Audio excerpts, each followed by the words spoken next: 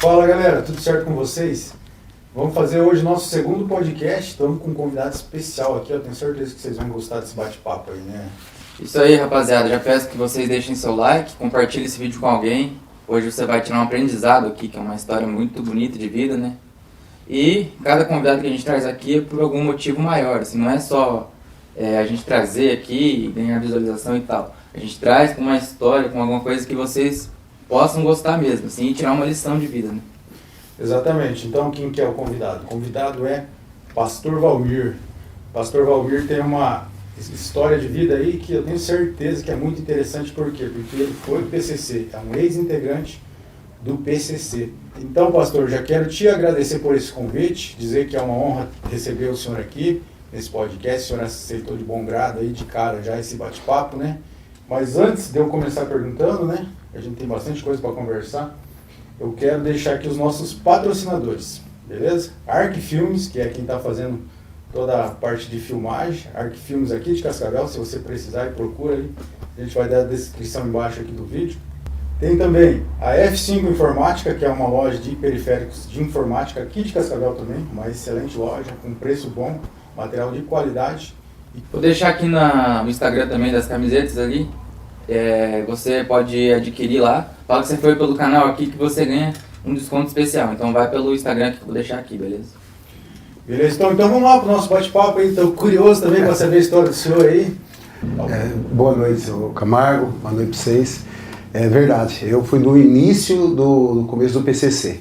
Hoje o nosso bate-papo aqui vai ser algo bem gostoso de conversar, porque não é muito bom lembrar do passado, mas lembrar de um passado que me trouxe um futuro muito bom, eu posso falar, assim, não com orgulho do que aconteceu, mas sim da forma que aconteceu para mim poder ter um encontro genuíno com Jesus. Né? Tem coisas que a gente não consegue entender do que aconteceu no passado e que nos trouxe as coisas que acontecem hoje no futuro. No presente, quero dizer agora, né? Então, tem muita coisa assim que você fica pensando, por que aconteceu isso? Por que aconteceu comigo aquilo? Por que eu tive que passar por aquilo? Né? E ao passar desses anos que Deus mudou a minha vida, 23 anos, em 21 de março agora fez 23 anos, aí eu pude ter a resposta disso. Por que eu tive que passar por aquilo, aprendizado que eu tive no mundo do crime, para poder ajudar a fazer com que tantas e outras pessoas pudessem sair da forma que eu consegui sair. A gente sabe que poucos conseguem, mas aqueles poucos que conseguiram sair da minha época, conseguiram levar muito mais pessoas para o mundo cristão, para o conhecimento de quem era Jesus, para poder sair. E vai ser gostoso conversar esse bate-papo. E assim, uma coisa já que eu quero falar também nesse início, que pegar o gancho do que o senhor falou, é que a gente traz esses exemplos de vida porque não deixa de ser um exemplo de superação. Não é que a gente está exaltando o crime, que está tornando, assim, valoroso aquela parte, mas a gente é ser humano, a gente erra, né? E a gente tem que aprender com os erros, né? Ou com os nossos erros ou com o erro das pessoas, né? Vendo o erro das pessoas. Então é importante, eu acredito também que o senhor, já que já está, a gente sabe que o senhor já faz um trabalho também social, né? Em comunidades terapêuticas, já fez um trabalho em presídios, e o senhor, com o seu exemplo de vida, por isso que é importante falar, também tem resgatado pessoas, também tem mostrado para essas pessoas que estão no crime que existe um outro caminho, né? Verdade. E eu já queria perguntar para o senhor, como é que surgiu então? Foi na época da adolescência, o teu ingresso para o PCC ali? Como que foi essa loucura aí? Uma coisa que eu não posso sempre deixar de falar, que eu gosto muito de conversar sobre isso, eu perdi minha mãe, eu tinha 10 anos de idade. Eu fiz 10 anos em setembro, em novembro ela faleceu. Eu tinha 10 anos e 2 meses. E meu pai, naquela época, eu acho que ele não soube o que fazer com 6 crianças, e levou cada criança, cada um dos meus irmãos e eu na casa de uma família. E nós, quebrou aquele vínculo familiar, aquela coisa de crianças sempre junto, né? E aquilo foi, eu acredito profundamente que isso foi a pior coisa que pode acontecer na vida de uma família e que aconteceu na minha. Eu, meus irmãos, nós éramos uma irmã mais velha e mais 5 irmãos mais novos, todos nós acabamos indo para a rua. Nós não gostamos de ficar com as famílias que nós fomos colocados, que era família, nossos parentes. Aí todos nós fomos para a rua, todos nós já, com 12 anos eu já fui conhecer que era droga. Foi na favela em Santo André, na favela, esqueci, fugiu o nome agora da cabeça, e eu lembro que nós estávamos indo, eu e mais 2 conhecidos nossos passando para ir para nossa casa, tivemos que cruzar no meio da favela e tinha umas pessoas fumando e chamou nós. Fuma aí, não quero, fuma aí, cara, tá com medo de quê? Aí foi a primeira vez e foi aquele ar de sensação, assim, de perca de mãe, perca de pai, quebrou o vínculo com os irmãos. Para mim, naquele momento, foi um momento de alívio. Então, aquilo que foi o início de toda a trajetória do crime que eu vivi, foi por causa disso. Eu acredito que talvez, se não desmerecendo os pais, óbvio, jamais, eu fui um pai que eu cuidei dos meus filhos e cuido até o dia de hoje, são todos casados, mas eu me preocupo, converso com eles quase todos os dias por WhatsApp, minha filha que mora nos Estados Unidos, minha filha que mora em São Paulo, meu filho que mora aqui, então eu estou em contato direto com eles, e eu sei que esse vínculo foi com que, essa quebração desse vínculo, e foi com que iniciou tudinho. Então o senhor acha também que tipo, a desestruturação familiar, assim, leva muitos jovens para esse caminho, assim? Eu acredito que sim. Eu estava falando sobre os pais não desmerecer, mas eu acredito que com todos os defeitos que a minha mãe tinha, que ela era uma alcoólatra, eu acho que se, no caso, naquela época, tivesse meu pai falecido e minha mãe ficado, eu acredito que nós ela não tinha nos abandonado que nem meu pai fez. Eu acredito até hoje isso, né? Porque até a própria Bíblia nos ensina, né? Pode a mãe esquecer de um filho que ainda amamenta, né? É difícil, né? Hoje em dia acontece pouco, mas a gente sabe que é difícil. O senhor acha, assim, então, que, na verdade, assim, a revolta ali da pouca idade, com não ter um pai, não ter a mãe ali junto, talvez fez com que o senhor buscasse no crime ali, na droga, né? Tipo um refúgio, uma anestesia para aquele momento difícil, talvez? Sim, foi mais ou menos isso. Eu me lembro bem de quando eu estava em São Bernardo do Campo, no Jardim Silvina, próximo à Volkswagen do Brasil, bem de frente, na verdade, da Volkswagen do Brasil, tem a Via Anchieta, a Volkswagen fica atrás, assim, 3 quilômetros de Volkswagen, e de frente é a favela onde eu morei 19 anos, e lá foi que eu mexi com tráfico de 7 para 8 anos, mais ou menos. Eu lembro que das primeiras vezes que eu era um viciado, e casei como um viciado, conheci minha esposa e casei, e ali foi onde eu conheci um rapaz chamado Zé do Fumo, era o Zezinho, a gente chamava ele Zé do Fumo, e ele ali era o traficante, só que ele mudou de cidade e deixou comigo para mim começar o início do tráfico, e eu comecei com 100 gramas, 200 gramas, 300 gramas, e foi cada mês ia aumentando, a ponto de chegar a 150 quilos de maconha, uns tabletes assim de cocaína, na época era pouco, se ouvia falar de crack. Ainda me lembro quando chegou 200 pedras de crack, foi a primeira vez que eu ouvi falar que chegou em São Paulo, no aeroporto de Guarulhos, se eu não me engano, foi preso 200 pedras de crack. E antigamente era cocaína e maconha, que é a droga do momento daquela né, na época. Lança perfume, haxixe, umas coisinhas assim. E eles levavam muito pra mim, então eu comecei a me equipar com o tráfico, trazendo pessoas para trabalhar para mim, gerente, consegui um sócio pra gente trabalhar junto com a sociedade. Você ficando conhecido também nesse meio também. Eu fiquei muito conhecido, tem coisas que a gente vê na memória da gente, e eu gosto muito de ressaltar uma coisa. Eu estava com meus irmãos que ainda são vivos, um deles é vivo ainda, irmão de criação. Meus irmãos de sangue, todos são finados, só minha irmã, que ela é cristã e é viva hoje, o resto tudo já faleceu. Um troca de tiro com polícia, 2 subterrados e um com soro positivo, com soro HIV. Meus irmãos que faleceram. Tá, mas daí então, assim, o senhor começou a gerenciar ali e ficar conhecido. Eu tava numa mesa com meus irmãos, eu tava passando um momento muito de dificuldade, uma luta terrível. E na época já casado, aí eu falei para meus irmãos, falei assim, eu vou virar um traficante, nós estávamos cheirando cocaína, eu falei assim, eu vou virar um traficante. Enquanto eu não for o traficante mais falado de São Bernardo do Campo, eu não paro. Eu falei isso para eles. Eu acredito hoje que se eu tivesse naquele momento falar assim, cara, eu vou para uma igreja, eu vou mudar minha vida, eu tenho certeza que Deus vai mudar minha vida e eu vou prosperar, vou ser muito abençoado. Eu não tinha passado pelo que eu passei. Ainda que o que fez eu passar, é o que eu falo, me trouxe a ajudar muitas pessoas que até hoje em dia eu faço esse serviço voluntário e ajudo as igrejas, o pessoal com morador de rua e dependente químico. E naquele momento eu falei isso. E as coisas parece que foi aparecendo do nada. Foi quando eu comecei a mexer com o tráfico, esse Zezinho apareceu, ele é afinado, né? Ele morreu logo depois, uns anos depois ele já faleceu. Aí foi quando começou o negócio do tráfico. Aí quando você chega num patamar no tráfico e você chega muito conhecido, muitas pessoas de muitas favelas, em São Bernardo do Campo tem muitas favelas, me procuravam para pegar droga por grama, por quilo, e assim ainda, né, já conhecia. Aí foi quando começamos a história do PCC. O pessoal comenta muito sobre o Marcola, poucos esquecem que quem começou naquela época, 92, 93, eu não me recordo certinho, foi o Geleião. O Geleia, o apelido dele é Geleião. Ele que começou, ele que foi o fundador do PCC. O senhor teve contato direto com ele? Não, diretamente não. Tive contato com as pessoas que eram próximo dele, que na época ele estava preso e dentro da cadeia de São Paulo. Ele que fundou o PCC, o primeiro comando da capital, e foi como assim, uma pandemia, né? Que nem hoje nós estamos vivendo a pandemia, se alastrou, mas com poucos meses já estava todo mundo falando PCC, eu vou falar PCC. Não tem nome, né, pela palavra assim, PCC. PCC, primeiro comando da capital, 1533. Então, quando saiu que foram me procurar, um rapaz chamado Marcos, eu não me recordo certinho, quando ele me procurou a respeito do PCC. E quando ele veio falar, falou assim, o Geleião e tal, eu falei, eu já ouvi falar, porque naquela época uma pessoa ia preso famoso por um crime bárbaro, alguma coisa assim, já era explodir, né, na mídia, e já não era tanto que, então, quem acontecia algo com a pessoa já era aquela fama, né?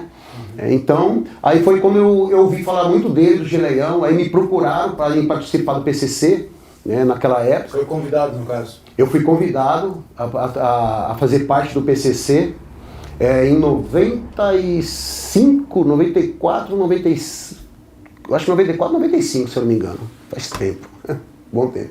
Mas tipo assim, você acha que esse convite surgiu porque teu nome já era forte entre os bandidos ali?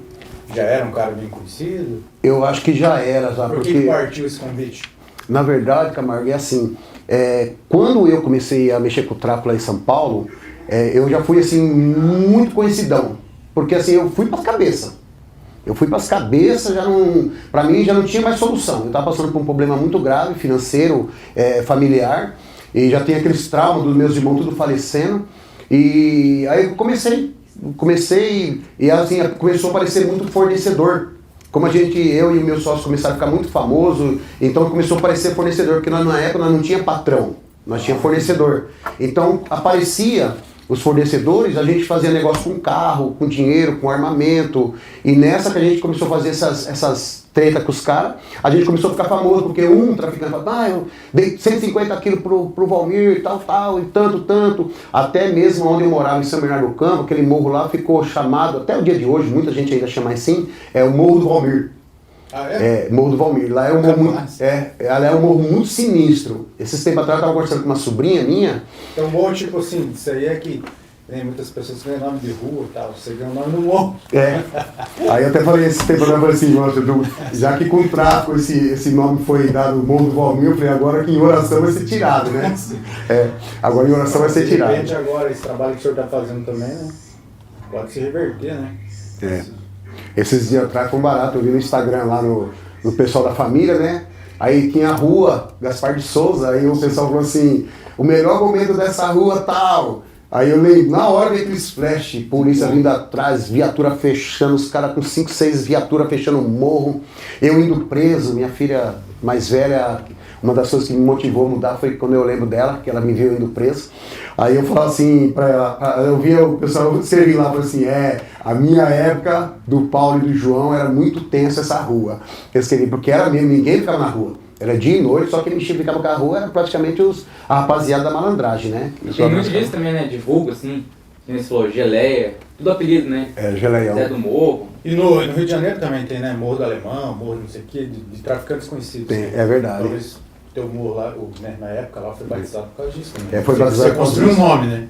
Você tinha um respeito da malandragem. Eu já morava lá, morei alguns anos lá, eu morei 19 anos, né? Então, quer dizer, já fazia 11 anos que eu morava lá, todo mundo me conhecia. Aí depois já ficou aquela fama, Valmir, o tráfico, Morro do Valmir, vamos lá pegar droga onde? Lá no Morro do Valmir. E uma coisa interessante, porque lá em São Bernardo do Campo é um morro muito alto, e 36 quilômetros para baixo é praia. Então pega aquela serração das 5 horas da tarde, ninguém vê nada. Então tem época lá que todo mundo fala assim, nossa, o morro aí é muito sinistro. E nós não achávamos, porque nós morávamos lá, nós achávamos que era tudo calmo, tranquilo. Porque uma coisa, na época que eu fazia lá, que eu não gostava, era desordem. Então, polícia só ia para ir atrás de mim. E o interessante é que quando você está envolvido, muito envolvidão na situação, né? Você não está nem aí para nada. Você não quer saber se você vai estar vivo hoje, se o seu filho vai chorar ou não. Sim. Quando você está envolvido, o envolvimento é tão profundo que você esquece que tem esposa, esquece que tem filhos, você esquece de tudo, né? Você esquece de tudo. E isso é um mal, por isso que muitas pessoas acabam perdendo sua vida, entrando no mundo do crime e não conseguem sair. E você falou nisso aí, está envolvido, né? Eu lembrei que hoje em dia, não sei se na tua época era assim também, mas eu já aprendi, né? Um preso que uma vez, ele era do PCC, esse preso, e a mente dele, assim, ele estava tão envolvido, cara, que ele só falava do PCC. Era tipo um time de futebol, assim, tipo aquele corintiano fanático. Cara, aquele cara só falava disso. Os irmãos, não sei o quê, o partido e tal, e só aquilo. Então tipo, quase que não sei se os caras fazem uma lavagem cerebral. Tipo assim, eles são fiel mesmo lá. Sabe, Camargo, eu não vejo uma lavagem cerebral, eu não vejo assim. Dá até essa impressão. Né?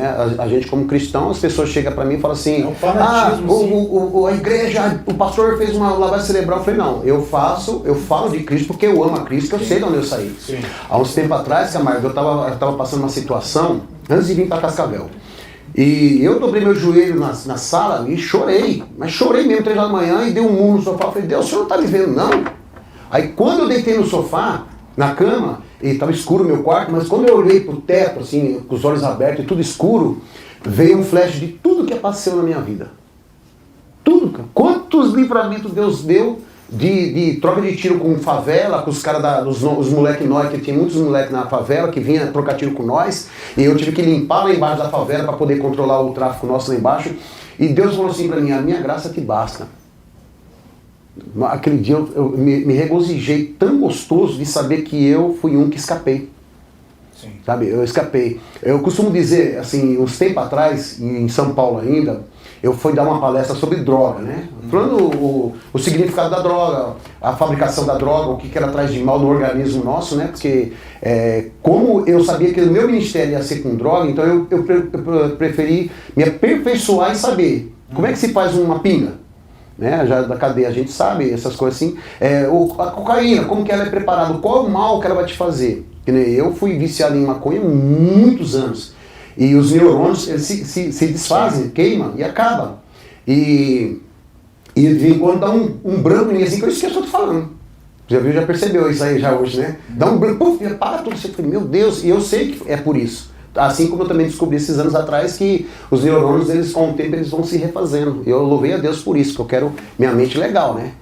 Eu quero minha mente legal. Então tem coisas que eu fui dar uma palestra sobre droga e eu fiz uma pergunta para pessoas, né? Eu falei, qual é a diferença de uma pessoa que tem uma vida de sucesso para uma pessoa que tem uma vida de derrota? Algumas pessoas já falaram assim, é Deus. Eu falei, Deus está acima de tudo, né? Mas vamos deixar Deus de lado, né? Num cantinho dele aqui. Outras coisas, porque como Deus nos deu o livre-arbítrio, as decisões são nossas, e eu falo hoje, eu conversei com um rapaz aqui da cidade que está passando por um problema muito grave, com bebida, um empresário da cidade, e ele estava bebendo uma cerveja e eu estou bebendo uma Sprite, e eu peguei a cerveja dele e falei, cara, o que me impede de eu tomar esse copo de bebida? Aí ele falou, não, pastor, não vai beber. Eu falei, calma, cara. Eu falei, quem me impede, cara? Eu falei, você acha que Deus vai me impedir de eu beber se eu quiser? Não, ele me deu o livre-arbítrio. Eu falei, você acha que o diabo vai me impedir se eu quiser? Eu falei, não, eu não bebo porque eu não quero. A decisão é minha. Todas as decisões são nossas e Deus aprova as nossas decisões boas e reprova as nossas decisões mal. E eu perguntei, aí quando eu falei de novo, uma pessoa falou assim, tá. Eu falei, não. A diferença entre uma pessoa que tem uma vida de sucesso para uma pessoa que tem uma vida de derrota é a oportunidade que aparece na vida da pessoa. Eu tive uma oportunidade cruel de ser um traficante, um bandido, um criminoso. A oportunidade que apareceu ali para mim, eu acabei sendo. E eu não queria. Aí quando eu fui para uma clínica terapêutica que eu procurei para ir, Um dia antes, essa história eu acho que o Camargo já deve ter ouvido falar, não sei se você lembra. Eu tinha uma lanchonete de sócio com meu cunhado, que hoje mora em Toledo, e ele morava em Santana do Parnaíba, e ele tinha um salão. Eu estava procurado pela polícia, e eu mudei de São Bernardo do Campo, saí de São Bernardo, fiquei 3 meses na casa de uma tia minha na Praia Grande, saí da Praia Grande, a minha mulher fez a mudança para Santana do Parnaíba e eu mudei para lá. Aí eu falei pro meu cunhado, vamos montar uma lanchonete aqui e tal. Eu tenho tudo, só que ele não sabia que eu mexia com o tráfico. Aí ele falou assim, então vamos. Era um salão bem enorme, tipo um mercado. E eu montei, em uma semana eu tinha montado tudo, né? E lá eu continuei no tráfico também, eu fiz. E eu me lembro da época que, quando eu saí de lá, que eu capotei um sábado, não, na sexta-feira à noite eu fechei a lanchonete, fazia 1 ano que eu estava lá, eu fechei a lanchonete, e que tinha um evento em outro lanchonete, né, e meus cunhados tudo foi, eu fechei as 3 portonas, liguei o som baixinho, liguei a luz do banheiro, qualquer luz assim, eu apertei 2 mesclados desse tamanho, maconha com crack, da grossura de um dedo, peguei 1 litro de pinga e fiquei bebendo. E eu tinha um 38 nesse dia, eu estava pequenininho, e eu colocava aqui na boca assim, e falei assim, vou dar um tiro, vou me matar. Aí eu falei, não, vou dar aqui, porque aqui vai atravessar, eu já morro de vez. Aí eu tinha medo de ficar tetraplégico, porque um conhecido meu, num dia que nós estávamos numa lanchonete, chegou os caras que tinham treta com ele, encostou ele na parede assim, 3 caras com 8, descarregou em cima dele, ele não morreu. 18 tiros e não morreu, cara. Ele não morreu, ele ficou aleijado, e eu tinha esse medo. Aí eu sei que eu apaguei, e Deus, tudo que eu estou te falando aqui, Deus é minha testemunha. Eu apaguei esse dia na lanchonete. Aí, quando eu acordei 5 horas da manhã, e um dia antes eu tinha capotado um carro que eu tinha, e o outro carro que eu tinha estava na cidade, na capital. Aí eu dobrei meu joelho no chão, que eu só sabia fazer a oração do Pai Nosso, fiz a oração do Pai Nosso. Aí falei assim, Deus, se o Senhor é o Deus que esses crentes falam, muda a minha vida que eu vou acreditar que o Senhor é Deus. Eu falei isso, porque tinha um negão, 2 metros de altura, e ele direto, meu Deus, irmão, eu não esqueço. O morro onde ele morava fazia um Y, e descia o morro, aqui embaixo era uma vila, eu morava no alto assim, que um poste, a altura de um poste, ficava para baixo da onde a gente ficava, e tinha rua. Eu tenho umas fotos aí, depois eu vou mostrar as fotos pra você. E embaixo era a favela inteirinha. Aí o que aconteceu? Ele chegou, ele parava assim na frente do carro, rapaz. Às vezes nós ia fazer assalto, 2 carros, cheio de gente no carro, cheio dos malucos, tudo armado. Aí ele parava o carro assim, vamos pra igreja, vamos pra igreja. Eu falei, meu Deus, cara, ele só me chamava de conterrâneo. Eu falei, cara, qualquer dia eu vou dar uns tiros nesse velho aqui, mano, esse negão aqui me perturba demais. Cara, eu ficava irritado, só que toda vez que eu tava no escadão, ele ia lá falar de Jesus pra mim. Toda vez. Aí eu lembrei dele nessa oração. Falei, Deus, se o Senhor é o Deus que esses crentes falam, muda a minha vida que eu vou acreditar se é Deus. E depois, esse senhor em vida me viu. O senhor era bem novo, né? Nessa época. Eu tinha 30 anos, acho que é. Eu tô com 56, tinha uns 30 anos, né? Faz Foi no 20 dia que anos. você saiu da vida do crime? Foi o dia que eu saí da vida do crime. Aí eu fui para São Bernardo do Campo, falei pro meu irmão de criação, o João Chaves, e falei para ele e pro Paulo, falei, ó, e não, quando eu cheguei lá, você é louco, os caras tudo atrás de você, polícia. E assim, os caras, na época, lá em São Paulo, tinha muito justiceiro. E os caras davam capuzado e pegavam Isso, e os caras pegavam os caras os nóia da rua e cadê o Valmir? Cadê o Valmir? Ninguém sabia. Aí eles começaram a bater em pai de família, querendo saber onde estava, porque os nóia não sabiam, então eles achavam que os pais de família sabiam. Os caras vão te achar ali agora. Agora vão me achar. Mas ele tá armado? Tô armado, agora eu tá. Essa é a principal arma. É a principal arma. Aí, chegou nessa época aí, eu fui lá e falei pro meu irmão, falei, ó, fala pro Té que eu quero 5 mil reais, que eu quero fazer uma transfusão de sangue. Eu quero uma cadeia de recuperação, eu quero fazer transfusão de sangue, porque o meu problema é no sangue. Eu acreditava que era isso. Aí, o pastor Edilson, que ainda é vivo, que a mãe dele foi aquele que quando eu estava em off aqui, que eu falei pra você que ele orou por mim, falou que eu não ia ser mais Saulo, e sim Paulo. Sim. Aí ela chegou, ele me levou na casa de recuperação chamada Renovo, onde eu fiquei 21 dias. Eu falei aqui, qual é a diferença de uma pessoa que tem uma vida de sucesso para uma pessoa que tem uma vida de derrota? É a oportunidade. Eu falo direto ali na crise do Molive, eu falo direto pro pessoal que está interno lá. A oportunidade que você está tendo, você tem que aproveitar. Eu fui interno com 17. Dos 17 eu fui o único da minha época lá que saiu liberto. Porque eu não perdi a oportunidade que me apareceu. Eu não perdi. Quando eu fui sair do PCC eu liguei para um cara, se eu não me engano era Marcos, eu não lembro, eu sei que era um braço direito dos caras lá que sempre me Na procuraram. verdade foi o quê? 93 no PCC? Foi o fundamento mesmo, O bem na fundamento, raiz Tipo, mesmo. você Isso. foi ali nas raízes mesmo, que depois o Marcola veio, tomou o comando ali, Isso. naquele primeiro grupo, né? Foi isso E mesmo. daí que organizou melhor o negócio ali. Por que fala tanto do Marcola se o senhor falou que quem fundou foi mais o Geleião? Na verdade, o Geleião mesmo, que foi o fundador, né, em 93, 92, 93, eu não lembro direito.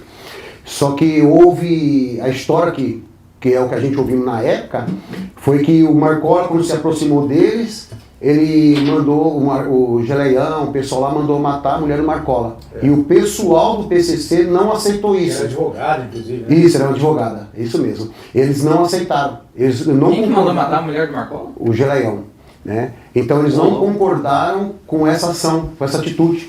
Aí ficou todo mundo a favor do Marcola. Ficou todo mundo a favor do Marcola nessa briga.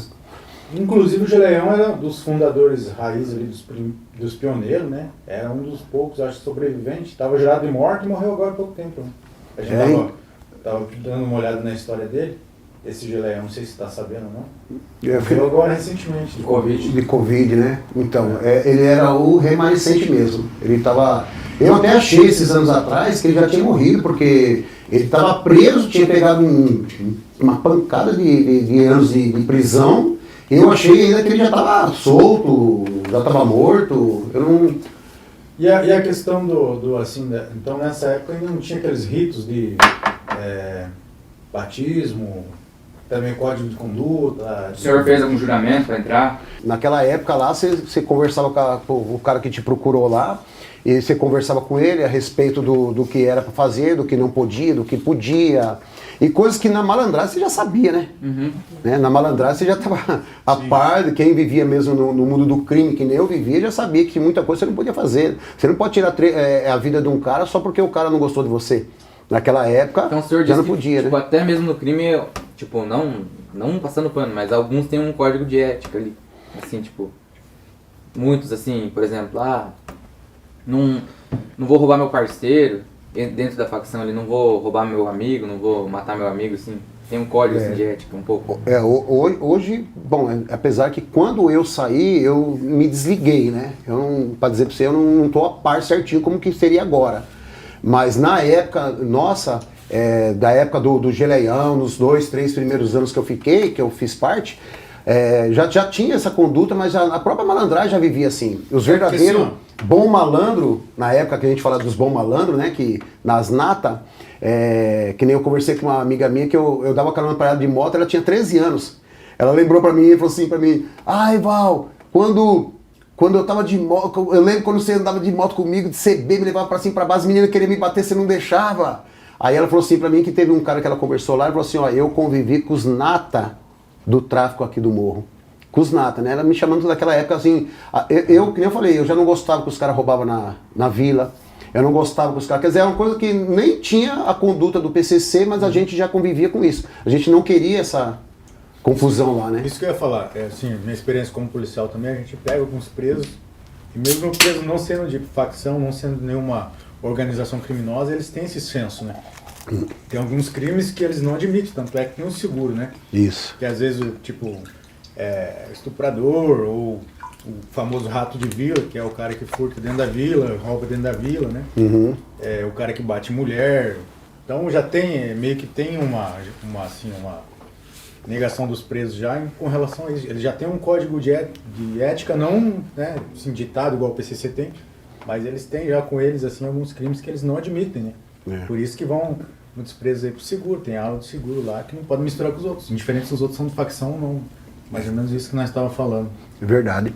Então esse código não surgiu depois, na época do Marcola, acho que organizou depois melhor, né? E ganhou mais nome o PCC talvez, então. O PCC foi, que eu falei, foi uma pandemia, né?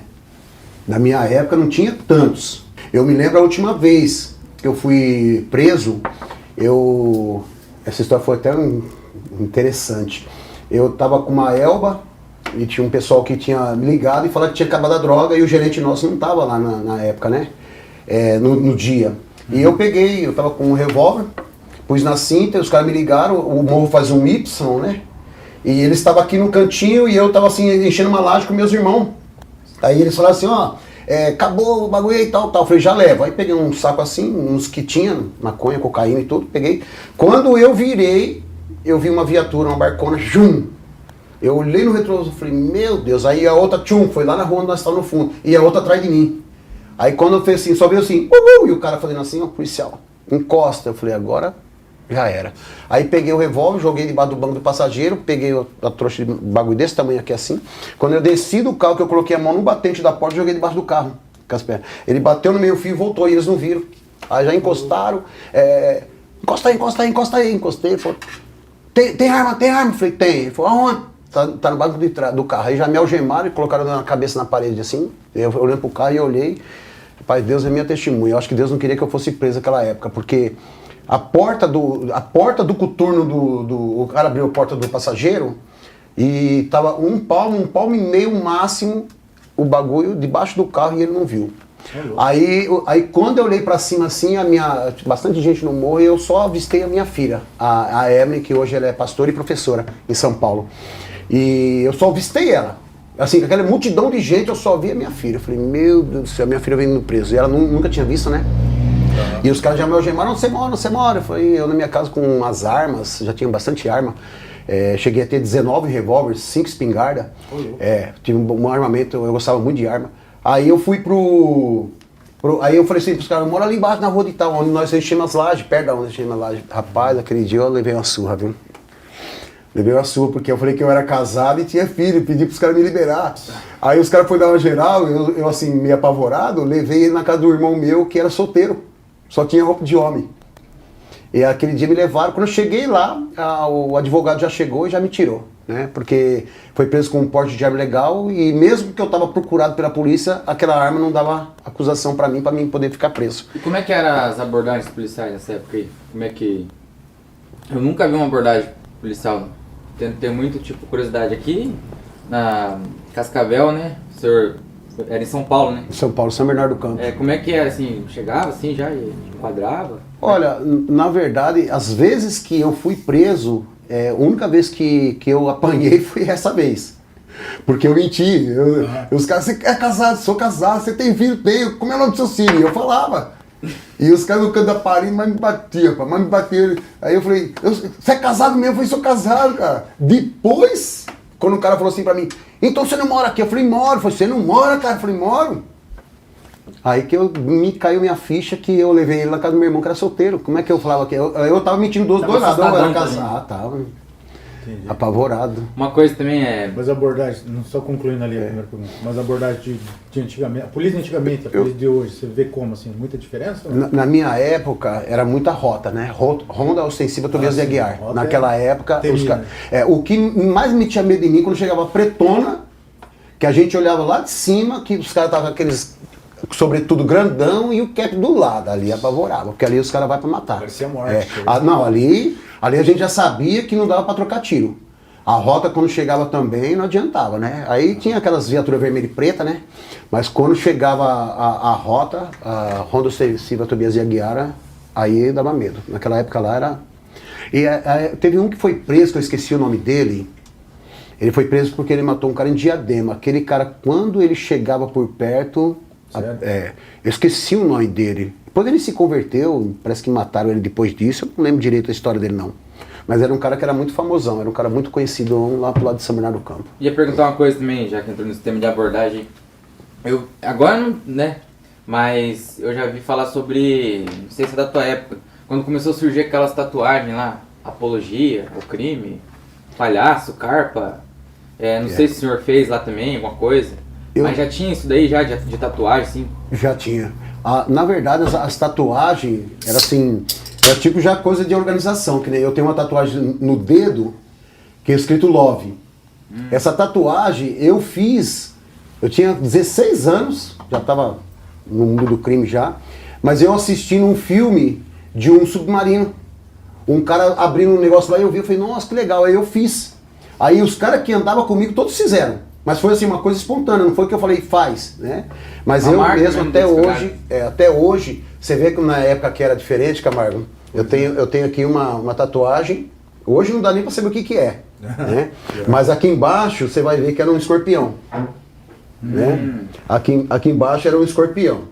E eu tenho aqui uma cruz de Malta, não porque eu sou vascaíno, porque é uma cruz de Malta. Podia ser porque é vascaíno. Eu sou santista. Sendo santo, fica sou santo, né? Então, essa tatuagem. E aqui, na parte de cima aqui, eu tenho esse daqui que é símbolo do disco da Clara Nunes, Guerreira, que é as duas espadas, uma flecha e estrela. Né? E o engraçado é que quando eu fui preso a primeira e segunda vez, a terceira vez que os caras me levou, falou assim, o cara tá aqui com uma tatuagem de um escorpião no braço direito. Aí eu falei, vou apagar. Na época não tinha assim, hoje você puxa o rádio, o cara quando não tem documento, né? Você leva para averiguação alguma coisa, naquela época não. Aí eu falei assim, vou mudar agora, vou fazer uma montanha com uma mulher com 2 asas. Aí na época foi começo da maquininha, um tal de dólar que fez essa pra mim, aí não saiu, aí do jeito que ficou assim mesmo. Só pra não te marcar, né, o senhor aí? Fica marcado, né? Então, eu queria tirar o escorpião, porque eu já tava com medo de ir preso de novo. Sim. E os caras falaram assim, esse daqui já foi preso por causa de arma, tal. Então, quem tinha me pegado dessa vez que eu tava armado e sem droga e sem arma, e por sorte eu tinha tomado banho e não tava com cheiro de droga, né, da maconha, foi os caras da rota. Entendi. Os caras da rota. Aí você gera, cara, falta uns pés, chega a tremer. Eu acho, né, até hoje, né? Lá, ou não? O Rio de Janeiro é o BOP? O BOP é a rota no Brasil, né? Tem vários outros grupos aí também que são bem operacionais. Mas também os que mais se arriscam, né? E também pelo fato da geografia, né? O BOP é mais morro e a rota é urbana, né? É patrulhamento urbano. Então cada um dentro da sua área são especialistas, as mulheres polícias que tem, né? É verdade. E o senhor tem mais tatuagens fora essas? Só uma aqui no braço que é 3 coração, que é normal. Mas foi tudo por gosto, não foi por nenhuma apologia, alusão? Foi tudo por gosto mesmo. Mas o senhor se deparava assim com pessoas ali que faziam por alusão ou não? Tipo, pra dizer, sou bandido, traficante. Na minha época não era muito. Passou, assim, eu acho que depois da minha conversão, que começou os mais novos na malandragem, que começou a fazer. Né? O símbolo do palhaço, das coisas. Antigamente, na minha época mesmo, eu estou com 56 anos, né? Faz 23 anos que eu me converti. Quer dizer, se a gente for tirar mais 6, 7 anos que eu fui na época, eu tinha 16 anos, naquela época assim já não tinha muito disso, era poucos, e eu ainda acredito que era mais pro Rio de Janeiro. Pro lado de São Paulo, eu acho que já era mais calmo. Mas eu acho que já tinha uma tendência, porque o senhor falou que tatuou Love aqui e os outros moleque tatuaram também, né? E sabe o que eu lembrei, então, tipo assim, sempre tem aquele que é a influência e os influenciados, né? Que imagina se o Marcola, por exemplo, tatuasse uma carpa, que o tanto de dinheiro que ia ter, né? Que vê o cara como um deus ali, ia fazer. Tem muitos que tem tatuado o 1533. Sim. Tem muitos. Eu me lembro 1533? Na época. 1533? O que é isso daí? É o número do PCC. É o número do PCC, pela ordem alfabética, A, B, C, D, E. Aí o 15 dá o P e os 33 é 33 da CC. 1533. Eu me lembro quando a polícia para nós, eu estava indo pro campo de futebol domingo de manhã, aí, mano, na cabeça todo mundo, aí todo mundo assim. Aí o cara pegava a mão e cheirava, né? Aí o cara pegou assim e falou assim, os caras, 4 deles com tatuagem de dedo, vamos levar embora. Eu falei, nossa, agora eu vou levar embora. Aí os caras, por que tatuagem? Por que as tatuagens igual? Por quê? Eu falei assim, não sei. Eu falei, eu fiz e eles fizeram. Não sei. Aí não levou nós esse dia, porque a gente tava com mochila de chuteira, ia jogar bola, né? E por sorte que dia também não tinha ninguém com droga. Aí tava todo mundo com chuteira, a gente vai jogar bola. Não, isso é quadrilha. Ele falava isso. E que na verdade acabava sendo porque os irmãos estavam tudo caminhando tatuagem, mas não tinha nada combinado, nós somos uma quadrilha. Não era isso, né? E também era bem mais, né? Agora já é normal, né? Você vê um monte de gente, mas... Hoje em dia a tatuagem virou moda, né? Hoje em dia virou moda. Mas o senhor tem discriminação, assim, por parte de alguém, assim, por causa de tatuagem? Eu já tive... Já se sentiu discriminado também? Eu já senti discriminado, já percebi isso. Eu não ando de ônibus. É muito raro eu pegar um ônibus. Faz muitos anos que eu não sei o que é pegar ônibus. Mas a última vez uns 6, 7 anos atrás, que eu estava aqui em Cascavel, 8 anos atrás, não lembro, que eu deixei meu carro, ficou na oficina, e eu peguei um mototáxi para vir embora para casa. Só que como eu não andava de moto, começou a doer minhas coxas aqui, quase dando cãibra. Aí eu falei, bom, eu vou pegar o ônibus, vou ir de ônibus. E eu tava de camiseta regata. Quando eu vi pessoas dentro do ônibus se afastar. Aí eu pensei, falei, nossa, até hoje é uma discriminação. Até hoje. Tem pessoas que, antes de me conhecer, eu tive loja de máquina de costura há muitos anos em São Paulo, né? Eu era dono da loja. E eu fazia questão de usar um jaleco comprido, até no calor. Porque eu percebi muitas vezes que a pessoa ia falar comigo quando eu estava de jaleco, me tratava de um jeito. Quando me via, ainda que a gente sabe que a primeira aparência que fica não quer dizer que é aquilo que você vê, né? Sim. Né? A gente vê que a pessoa que não está assim, toda arrumadinha, fala, nossa... Eu já fui, eu comentei em off aqui, que a pessoa falou assim, você tá andando com um policial? Falou pro meu vizinho, né? E eu tenho certeza também que até o senhor remangar a blusa, as pessoas te olhavam de um jeito, muitos aqui, nas câmeras. A hora que o senhor puxou e mostrou as tatuagens, a gente, os caras... Mas o na pessoal igreja, tem essa mente ainda, né? Tem. quando o senhor começou a ir na igreja, talvez, não sei, o senhor já sentia também algum preconceito dos irmãos por parte? Não, sabe uma coisa que foi boa essa pergunta você fazer, é uma coisa que me chamou muita atenção, que tem coisas que você fica na sua memória para nunca mais você esquecer. Né? No dia que eu fui para a casa de recuperação, e a casa de recuperação chamada Renovo, Missão Renovo, era uma chácara, e dentro da chácara tinha a igreja, o salão da igreja, né? E quando eu cheguei no sábado, no domingo, teve o culto à noite, que eu entreguei, quando o pastor fez um apelo, quem queria entregar sua vida para Jesus, eu fui lá, e eu contei em off aqui que a Vanessa estava do meu lado, uma moça muito linda, e eu achava que ela não precisava de Jesus, que era só eu, porque eu era o bandido, né? E quando aceitei Jesus ali, eu vi os pessoal da igreja indo me abraçar. Aí eu ficava meio assim, a esposa do pastor pegou no meu braço aqui assim, meu Deus do céu, eu fiquei com medo. Falei, meu Deus, o pastor agora vai me matar. Falei, agora ele vai me expulsar daqui. Por quê? Naquele receio do crime. Não olha pra mulher do outro. Não pode nem encostar perto de você. É assim. Aí eu falei, meu Deus, ficar durão assim. Vieram me abraçando e eu disfarçando, querendo desabraçar ela. Aí todo mundo, aí eu lembro de uma mulher chamada Rosi.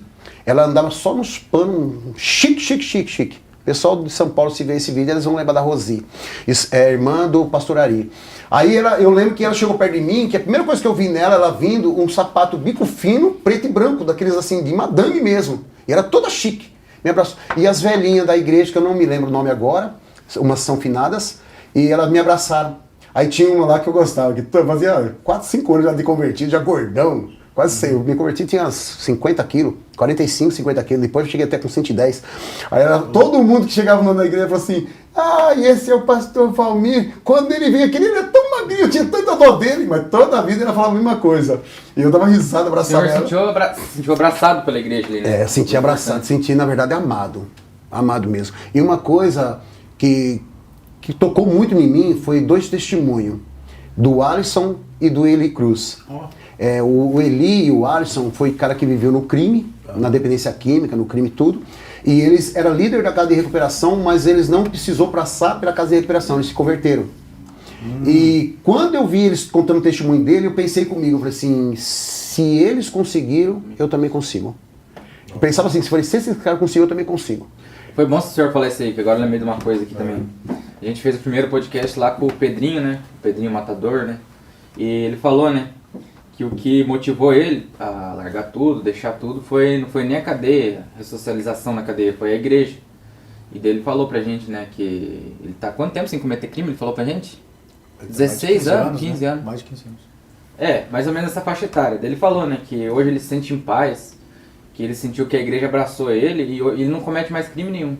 Então, através do testemunho dele, através do seu, a gente pode ver que todo mundo tem jeito, né, para Jesus. Verdade. Sabe o que eu vejo muito? No livro de Lucas, o Jesus Cristo ele foi questionado pelos fariseus. Jesus, quando vai vir o reino de Deus? Né? Aí Jesus Cristo respondeu, o reino de Deus não vai vir cá e nem lá. O reino de Deus está dentro de vós. Essa foi a palavra que Jesus falou para os fariseus, que o reino de Deus estava dentro de nós, né? Dentro de nós. E o apóstolo Paulo, no livro de Romanos, se não me engano, 14:7, ele falou assim, o reino de Deus não é comida e nem bebida.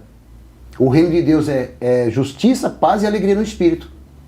Aí eu fiquei pensando, né? Falei, puxa vida, se Jesus falou que o reino de Deus está dentro de nós, está dentro de mim, está dentro de você, está dentro do Camargo, está dentro dos irmãos, eu pensei comigo, e o apóstolo Paulo falou que o reino de Deus é justiça, paz e alegria no Espírito. Eu falei assim, então o reino de Deus, justiça, paz e alegria no Espírito está dentro de mim. E isso é o que mais me comoveu e mais me move a poder pregar o evangelho, a poder ir nas favelas, me debater com os dependentes químicos. A Mevam, a igreja onde eu vou, que eu gosto, temos um projeto lá com os moradores de rua, já faz 7 anos, 6, 7 anos, só paramos por causa da pandemia, mas toda segunda e toda sexta-feira, das 17 horas, 21, 22 horas, os moradores de rua, de situação de rua daqui de Cascavel vão para dentro da igreja lá. Eles tomam banho, trocam de roupa, cortam o cabelo, escutam uma palavra ou uma palestra de um dentista, de um médico, de alguém assim. E eles jantam e depois vão embora, porque nós não temos lugar para eles ficarem. E nós damos muito suporte para quando eles saem da rua, a gente dá o suporte de alugar kitnet, ver se a gente consegue trabalho para eles, tudo. Então é uma equipe maravilhosa que tem lá que a gente trabalha com isso. Mas por quê? Porque o reino de Deus está dentro de nós. Então eu sou transmissor da justiça, da paz e da alegria no Espírito. Se o reino de Deus está dentro de mim, o apóstolo Paulo falou que o reino de Deus é justiça, paz e alegria, isso está dentro de mim. É isso que eu sou o transmissor, eu tenho que transmitir isso. E isso é muito maravilhoso quando você vê o pastor Giovanni, ele tirou cadeia, ele é aqui de Cascavel, ele tirou cadeia há alguns anos e eu fui pregar, acho que mais de 10 anos atrás, na igreja do pastor, me fugiu o nome do pastor agora, mas eu fui pregar e esses tempos atrás ele estava pregando na nossa igreja, no Mevan, e ele falou, no dia da minha conversão, o pastor Valmir estava pregando na igreja do pastor Arnold. Ele falou, e eu sentado com a minha mulher, quando eu vi o pastor contando o testemunho dele, eu falei assim, se ele conseguiu, eu também consigo. A mesma coisa que aconteceu comigo. A mesma coisa, a mesma palavra, se aconteceu com ele, aconteceu comigo. Por isso que assim, eu gosto de testemunhar do que aconteceu com a minha vida, ainda que a gente lembra das dores que passamos, do sofrimento que eu fiz muita gente passar. Meus filhos, quando eu vi ali que a minha filha me viu presa, eu falei assim, nunca mais eu quero isso pra mim. Nunca mais. Aí foi quando eu saí de São Bernardo do Campo, fiquei 1 ano fora, aí pensei em tirar minha vida, aí eu falei, chega, não dá mais, quero ir para uma casa de recuperação e ali vai ser a minha transformação. Foi quando eu liguei com o telefone fixo lá da Renovo, eu não lembro agora, fugiu da cabeça o nome do cara que me chamou para ir pro PCC. Aí liguei para ele, falei para ele que eu tinha me convertido, que eu estava na casa de recuperação. Eu ouvi dele falar assim, eu falei assim para ele, vem para cá, cara. Aí ele falou assim, não, ele falou assim, nossa, cara, que benção, minha mãe é da Assembleia de Deus, ele falou. Aí eu falei assim, sério, cara? Ele falou, cara. Eu falei, vem para cá. Ele falou, não posso, tô muito atolado. As 3 vezes ele falou essa palavra, tô muito atolado, Depois eu fiquei sabendo que ele morreu. Numa troca de tiro ele morreu, mas com a bandidagem mesmo, com os criminosos. Aí eu falei, pensei aquele assim, eu falei, espera, eu tô indo para a igreja, agora eu sou convertido e tudo. E como as pessoas costumam dizer sobre o PCC, como é que eu saí, eu sempre falo, as penitenciárias que eu já fui pregar, presídio em São Bernardo do Campo, São Paulo, tudo que eu fui lá, eu sempre falei, fui do PCC e saí, e todo lugar que eu vou testemunho. E nunca ninguém veio falar nada comigo. Eu acredito muito na proteção de Deus. E eu acredito que aquelas pessoas que eu também fiz mal, acho que também eles reconhecem que na época que você está no crime, você está para tudo o que daí vier, né? E é legal, assim, a tua história, né? Porque você não tinha nenhum laço cristão, ou tinha? Não tinha. Não nenhum. tinha, né? Eu não sabia nem que era Novo e Velho Testamento, sabia que tinha dois testamentos na Bíblia. E essa questão também... Meu pai e minha mãe também nunca me apresentaram nada. Essa questão do testemunho também eu acho bem interessante. Eu acredito muito nisso também, de que testemunho das pessoas faz você parar para pensar também. Que nem foi o teu caso, o caso de quem testemunha para você e o caso de você ter testemunhado e alguém também ter se convertido, né? Se convertido. Você falou da Mevan, eu lembrei a igreja, se eu não me engano, é a igreja do Rodolfo Abrantes, né? E eu tava lembrando que... Lá de Itajaí? Falando, ele é de Santa Catarina, de então, Balneário Camboriú, acho. Porque a Mevan agora, ela nasceu com o pastor Luiz Hermínio e os irmãos dele em Itajaí, que até hoje é a igreja, né? Aí depois se estendeu. Santa Catarina. Então é isso. E ele é um cara bem famoso, né? Era vocalista do Mundo, saiu no auge. E eu também na minha, eu sempre, né, fui de família cristã, tudo, mas teve um tempo assim que eu tava bem, né, fora da igreja e comecei a assistir os vídeos dele, porque eu gostava dele na época dos Raimundos. Gostava demais dele. E cara, o testemunho dele assim, também mexeu bastante comigo. Falei, pô, se o cara tá no auge, o cara tem tudo, dinheiro, fama, abriu tudo mão que da qualquer fama. jovem quer, né? O cara no auge chegar e falar, não quero mais, e quero ir pra igreja, não quero mais Rapaz, então, tipo, é um negócio, né, meio, né, de outro mundo, assim, louco mesmo, de Deus. Porque o cara, ele fez o que acho que em 100 jovens talvez um faria, né? Não faria, é verdade. Abrir mão de tudo, de fama e tudo que o cara Pelo não precisava. testemunho dele também, cara, minha vida foi tocada. Quando, Então, essa questão do testemunho também, velho. quando o pessoal da rua me pergunta, o pessoal do Molive e pergunta pra mim, eu começo a contar o testemunho, né? Aí eu sempre falo pros caras, falo assim, cara, eu tinha tudo. Eu era famoso, tinha um bom carro, um armamento, fama. Amante, as mais bonitas de São Bernardo do Campo eram minhas amantes, tinha de tudo. Eu não tinha o motivo assim pra mim sair. Mas quando eu vi minha filha, que esse ano aqui, ela fez aniversário ano passado, aí eu mandei uma mensagem pra ela, né? Aí eu falei, filha, depois eu te mando um presente. Aí ela escreveu assim pra mim, uma coisa que eu me emocionei muito. Ela sempre fala, mas nesse aniversário me machucou, me tocou, aliás, né? Ela escreveu assim, pai, você me deu o presente, o melhor presente que um pai pode dar pra uma filha. Você me apresentou Jesus. Cara, sabe, isso aqui mas mexeu comigo assim, que eu falei, caramba, é verdade, cara, a importância que nós temos com a nossa família. Ainda que muitas vezes não somos nem bons exemplos para eles, né? Você vê que muitas vezes a gente se estressa, fica assim, mas de saber que nem ela falou assim, pai, o Senhor me deu o maior presente que um pai pode dar para uma filha. Aí eu continuei lendo, daqui a pouco ela falou assim, você me apresentou Jesus. Eu falei, puxa vida, ela me viu indo preso. E o senhor, o pai que o senhor não teve, o senhor conseguiu ser para sua filha agora daí, né? Verdade. Uma coisa sobre meu pai, que abandonou eu e meus irmãos, eu no morro, como eu mandava tudo, eu proibi ele de um dia ele subir no morro. E eu chamei os caras que trabalhavam comigo, o gerente, que é um rapaz finado, chamava Tico, e os caras que trabalhavam para nós, que eram várias pessoas que trabalhavam, eu falei para eles, ó, se meu pai subir do escadão até a minha casa, eu vou matar quem ficou aqui. E depois que eu me converti, demorei para perdoar meu pai. Meu pastor Marcos Rogério Vitor de Ribeirão Pires, ele falou assim para mim, tem que perdoar. Eu falei, pastor, porque não é teu pai é uma bênção. Seu Valdemar é uma bênção. Não quero saber, tem que perdoar, a Bíblia fala assim, assim, assim. O pastor, ele era muito justo. Sim. Era fora de ser. Eu falo para todo mundo, todo lugar que eu vou, eu gosto muito de honrar ele. Ele é afinado, está em memória, mas como diz o judeu, né, se ele está vivo no teu coração, ele ainda está vivo. Os judeus é assim, se aquela pessoa que morreu, perdeu em vida agora, mas está vivo no teu coração, ele ainda está vivo. E ele me pegou um lixo e me transformou no homem de Deus. Me pegou um lixo e me transformou no homem de Deus. Isso aí eu sempre falo, vira e mexe eu posto a foto dele que eu tenho, com ele de chapeuzinho, tal, de gravado dia de frio, e eu coloco em memória desse homem que eu amo tanto, mesmo ele finado, porque outro não ia me segurar, outro não ia me aguentar. Tinha que ser ele. Aquele cara que nunca bebeu, que nunca fumou, que nunca usou droga, mas que seria duro comigo, que eu teria que ver uma coisa diferente, né? E isso me motivou muito, assim, quando ele chegou para mim, que ele pregava, que ele me corrigia, que ele me chamava a atenção. E hoje eu falo pro pessoal do Molive, né, do que aconteceu comigo, e eu falo, cara, muitas vezes a gente pega no pé, a gente cobra as pessoas. Por quê? Porque a gente sabe que dá resultado. A gente sabe que o resultado vem quando você fala com uma pessoa assim também, né? E ele foi meio que, você aceitou ele meio como seu pai, então, sim. Como meu pai. E meu pai, quando eu proibi ele, que ele cobrava tanto, o pastor Marcos, de eu perdoar meu pai, aí chegou um dia eu falei assim, tá bom, então eu vou perdoar. Aí eu consegui o telefone da minha madrasta, eu liguei pra ela, aí era a quinta madrasta que eu já teria, né? Aí liguei pra ela e falei, eu quero falar com meu pai. Eu falei, pai, vem aqui, eu moro em Ribeirão Pires, tal, e ele apareceu no final de semana. Aí, conversei um pouco com ele, falei, pai, eu sabia que eu era um cara errado, tal. E eu falei, eu quero que o senhor me perdoa. Aí meu pai falou, não, você foi um menino muito bom, tal. Aí a minha madrasta falou, nós fomos 3 vezes lá no morro pra te ver.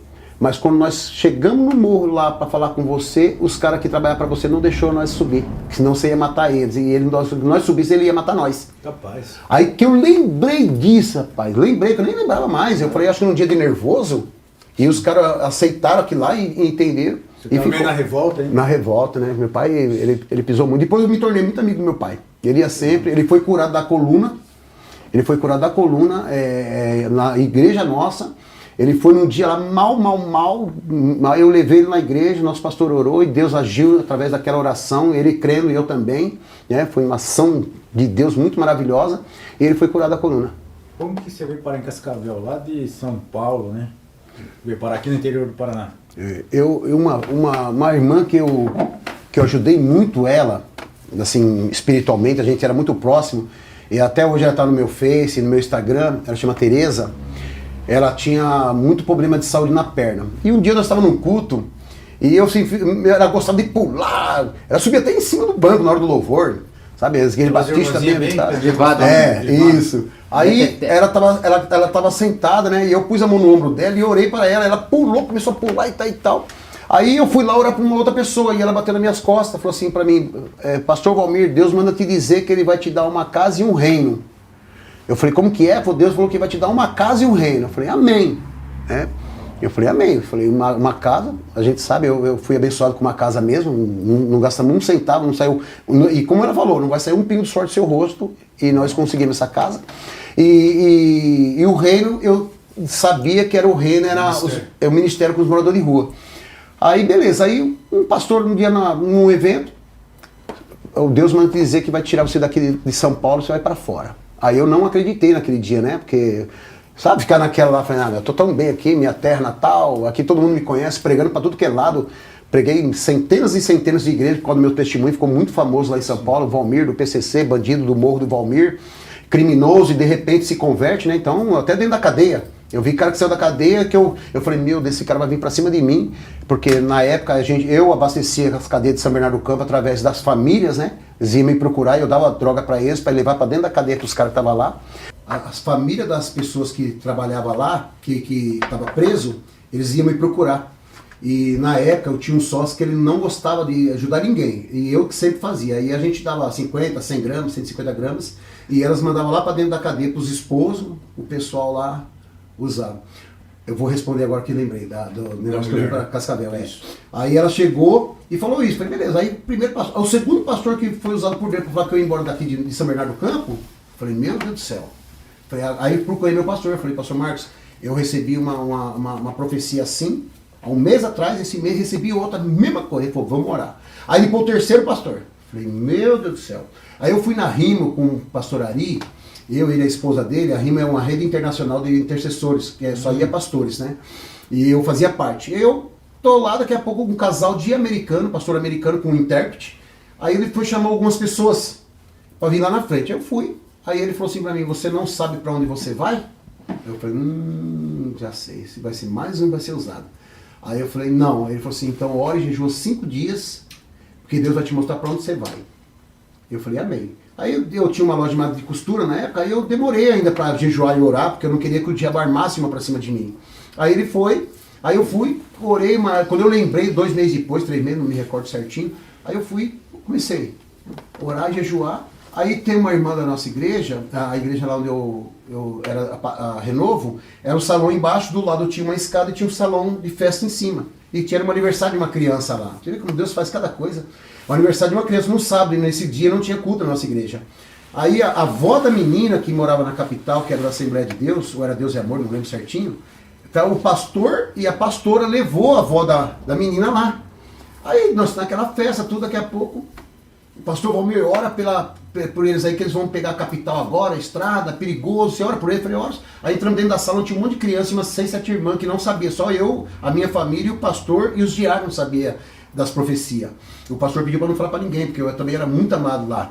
Aí, rapaz, quando eu comecei a orar, Deus abençoe a viagem, esse pastor deu um pulo, começou a falar em línguas, aí falou assim, você ama todo mundo aqui, todo mundo te ama, mas Deus manda te dizer que você vai sair dessa cidade. Essa semana, profetizou, essa semana que se inicia, você vai receber um telefonema que vai te tirar daqui. Nossa.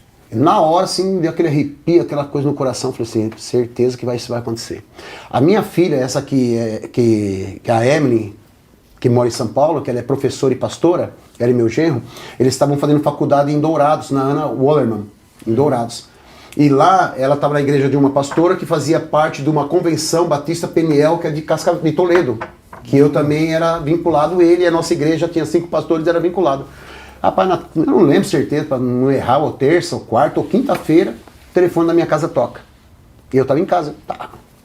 Oi, quem tá falando? Pastor Valmir. Oh, aqui é o pastor Raimundo Sena. Falei, quem? Pastor Raimundo Sena de Toledo. Eu quero te convidar para vir cuidar de uma igreja nossa aqui em Cascavel. Eu falei, eu aceito. Como assim você aceita? Eu falei, eu aceito. Eu falei, aceito ir. Ele falou, não, mas como assim? Você nem vai perguntar como que é a igreja? Eu falei, não, porque Deus já falou pra mim que alguém ia me ligar e ia mostrar pra onde eu ia. Aí contei a história pra ele. Aí ele falou assim, poxa, eu conversei com a pastora Carmen, que é pastora da sua filha que tá fazendo faculdade em Dourados, e ela falou que a igreja de vocês aí tem 5 pastores. E eu tava orando e quando eu pedi pra ela, me passaram o seu número. Eu falei, eu vou. Eu falei, isso aí foi no começo do mês do ano, assim, junho, julho. Eu falei, ó, em setembro eu vou lá fazer, no meu aniversário eu vou lá na Ana Wallerman, na faculdade da minha filha. E engraçado, né? Cheguei lá, estourou uma rebelião no presídio de Dourados, que era de menor, só tinha de menor, penitenciário de menor lá. Ah, sim. E eu não fui lá, rapaz, o meu genro me chamou, eu fui lá pra dar uma acalmada no ano da rapaziada. Sério? Cheguei lá, tinha 2 caras, eu vou contar essa história, depois você me lembra de continuar contando a história, você fica gravado aí, lembra, hein? Eu cheguei lá, estourou a rebelião, fui pra lá. Aí o Dr. Halber, é uma coisa assim, um alemão. Ele falou comigo, porque numa sala pequenininha lá, tinha 2 caras que estavam presos, um cara foi preso, porque já terceiro cara que ele matou e comeu o coração, ele era canibal, e um dos caras que estava preso na salinha tinha matado um amigo dos caras que estavam lá dentro, solto. Então ele estava 3 meses já fechado numa sala, um quartinho assim, sabe aquelas partilheiras de ferro? Uhum. Tinha uma partilheira de ferro e 2 colchões no chão, só que cabia. E eu ainda lembro que eu fui muito ousado aquele dia lá, que eu falei assim pra psicóloga de lá, eu falei, quero entrar, quero falar com eles lá. Aí porque primeiro eu me reuni com os loucos, né, que eu perguntei pro Dr. Halber, eu falei, quem é os que manda aqui? Ah, aquele cara ali, aquele ali, aquele ali. Com o meu coração de uma pessoa. Com o meu coração. Deve ter até na internet Tá isso aí, louco. não sei. Era canibal. Era canibal o nome do cara. Foi em Novo Mundo isso aconteceu. Cidade Novo Mundo, como daqui para Mato Grosso. Eu acho que na internet deve ter esse caso aí. Meu Deus do céu. E já falaram que é o terceiro. Um gordinho assim, meio alemãozinho gordinho. Aí eu fui e falei pra ela. Aí primeiro eu fui reunir com os malandrão lá, né? Com os rapaziada que tava bravo. E falei pros caras, falei assim, eles colocaram uma cadeira assim, todos eles de frente pra mim. Aí eu falei, vou usar um pouco da minha técnica, um pouquinho de esperteza, né, da malandragem. Eu falei, vamos fazer um círculo aqui? Aí o doutor olhou pra mim assim, eu balancei a cabeça e falou, pode fazer um círculo. Aí, só os que mandavam, né? Aí eu fui lá e falei com os caras, falei, ó, nós aqui somos todos iguais, cara. Eu já vivi no crime, tal, assim, já fui do PCC, eu quero conversar com você, vem aqui pra trocar uma ideia com vocês. Eu falei, depois do almoço, porque já tava na hora da refeição. Eu falei, beleza. Aí fui lá, eles falaram que tudo bem, né? Um negão, o braço dele era desse tamanho assim. Ele nem encostava aqui assim, tão forte que era o braço do negão assim. Bem escurão, morenão. Aí eu falei, beleza. Aí eu fui, aí eu falei, pera, quero entrar. Ela falou assim, peraí que a gente vai chamar um oficial pra ir com você. Eu falei, não, vamos estar sozinho. Aí eu lembro que até hoje eu brinquei com ela. Ela falou assim, não, é muito perigoso. Eu falei, se alguém pedir socorro aqui vai ser os caras, porque se eles virem pra cima de mim, eu vou descer o braço desses caras. 3 mil, eu falei assim, 3 mil os caras aqui numa salinha assim. Eu falei, não, pode deixar fora, fica tranquilo que eu já tô acostumado. Aí lá eu só tirei meu tênis, né? Aí abri, eu falei, dá licença aí, rapaziada, tá, os dois, tudo bem. Aí que ele se contou a mesma história. Que ele é canibal, ele mata mesmo, eu como coração, não sei o que lá e tal. E o outro que não queria, que queria ficar no sol, que tinha matado o amigo dos caras que tava lá. Aí beleza, aí depois na reunião, aí eu fui pra filha pra comer, né? Mas daí conseguiu quase igual? Consegui, olha só, o cara tem que ser muito, na hora, uma unção de Deus sobre a nossa vida, cara, porque só Deus. Aí eu tô lá, daqui a pouco os caras, eu ofereci pro diretor, pra pessoal, né? Ele falou assim, vamos almoçar lá em cima. Eu falei, não, vamos almoçar aqui com eles, o Bandeco. Aí falou assim, vamos almoçar aqui com ele. Eu falei, vou. Eu falei pros caras que nós somos todos iguais, como é que eu vou subir lá em cima com vocês?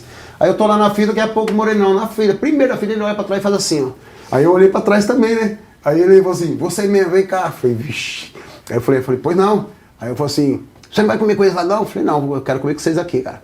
Ele falou, então vem aqui na minha frente. Eu falei, não, vou pra lá. Ele falou, vem aqui na minha frente, cara. Tem problema? Eu falei, não. Aí fica lá na frente, ele é meio tremendo. Eu falei, nossa, faltou uma rebelião aqui agora comigo. Foi Deus, cara. Deus. Deus da direção, né? Deus da direção. Cara, e sabe o que eu lembrei também? O primeiro cara que veio falar pra mim de Jesus, assim, fortemente, sem ser aquele velho, meu primo, ele chama Claudinei, e o Valdir, que até hoje eu tenho ele no celular aqui, no WhatsApp, ele chegou, eu tava no tráfico, eu tava num quartinho na favela, e meu primo foi lá pra pegar droga comigo na época, que hoje ele é convertido, hoje não, há muitos anos ele é convertido, mas na época não era. E ele foi pra pegar maconha, e ele trouxe esse velho com ele. Esse velho crente, cabelo grisalho, que nem o seu assim e tal. Aí ele chegou e falou assim, eu gostei, eu tinha uma espingarda com pente de 10 tiras, que era de catraca, novinha assim, que eu comprei de cerejeira, e com cromado, e eu fui mostrar pro meu primo, e um oitão desse tamanho assim, aqueles cromado também. Aí eu falei pra ele, não pega isso aí não. Eu falei, o que você veio fazer aqui? Eu falei, você quer droga também? Ele falou, não. Só vim dar carona pra ele aqui. Eu falei, o que você veio fazer aqui? Ele falou assim, vim dar um recado, dá licença pra mim? Não, você não, ele aqui. Não. Ele falou assim pra mim, eu vim dar um recado de Deus pra você. Eu falei, Deus? Ele falou assim, Deus mandou você para trabalhar pro diabo, vim trabalhar pra ele. Cara, me paralisou. De vez em quando eu falo com ele, falei, cara, não esqueço nunca, você foi muito abusado. Foi abusado, cara. Falar isso na frente de um traficante perigoso, que nem eu era, cara, apontar o dedo na minha cara. O que me chamou a atenção foi o dedo, a autoridade que ele falou, cara. Deus manda dizer pra você parar de trabalhar pro diabo e vir trabalhar pra ele. Temor também, né? Na hora eu fiquei paralisado com isso, acredita? Mas só que uma coisa assim que você falou, eu até lembrei agora, esses caras que estão no crime também, eles têm um respeito também pelo pessoal de igreja, né? Os pastores, os evangélicos, eles têm sim. Os pastores, eles respeitam, né? Na verdade, nós, a autoridade eclesiástica, eles respeitam bastante. Eu já percebi isso respeito. Até a questão de quem furta a igreja ou comete algum mal pra igreja, assim, os caras pegam no B.O. feio. Que eles não aceitam muito bem também. Eu ia fazer uma pergunta diferente aqui também. Pensei agora aqui. Tem bastante gente aí que... Olha aí, pastor, toma uma água aí. Bastante gente ali no canal também, fã de música, essas coisas aí. Na sua época de malandrão, assim dizendo, né? Na época, não sei, de cadeia, não sei de quando você tava ali no crime. O que os malandros escutavam, assim? Que música, tipo de música, assim? São Paulo até hoje. Rap, reggae, funk. Racionais. Mano Brown. MC Marcinho, que é convertido, né? Marcinho. Agora, MC Marcinho. E aqui em São Paulo a região era isso, né?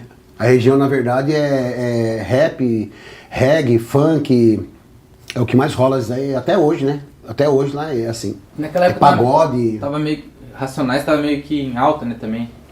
Rapaz, eu gostava sempre de rap e tudo, mas era assim, de tudo que passava e pagode. Na época, minha época mesmo assim, era Raça Negra, eu não lembro mais outros não. Mas as músicas era essa aí mesmo. Era mais rap, reggae, funk.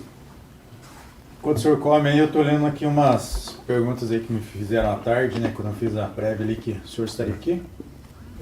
Pediram para perguntar sobre o sequestro do Justiceiro. Você deve ter comentado já em uma palestra que o senhor deu. Qual que é essa situação aí? Teve um sequestro?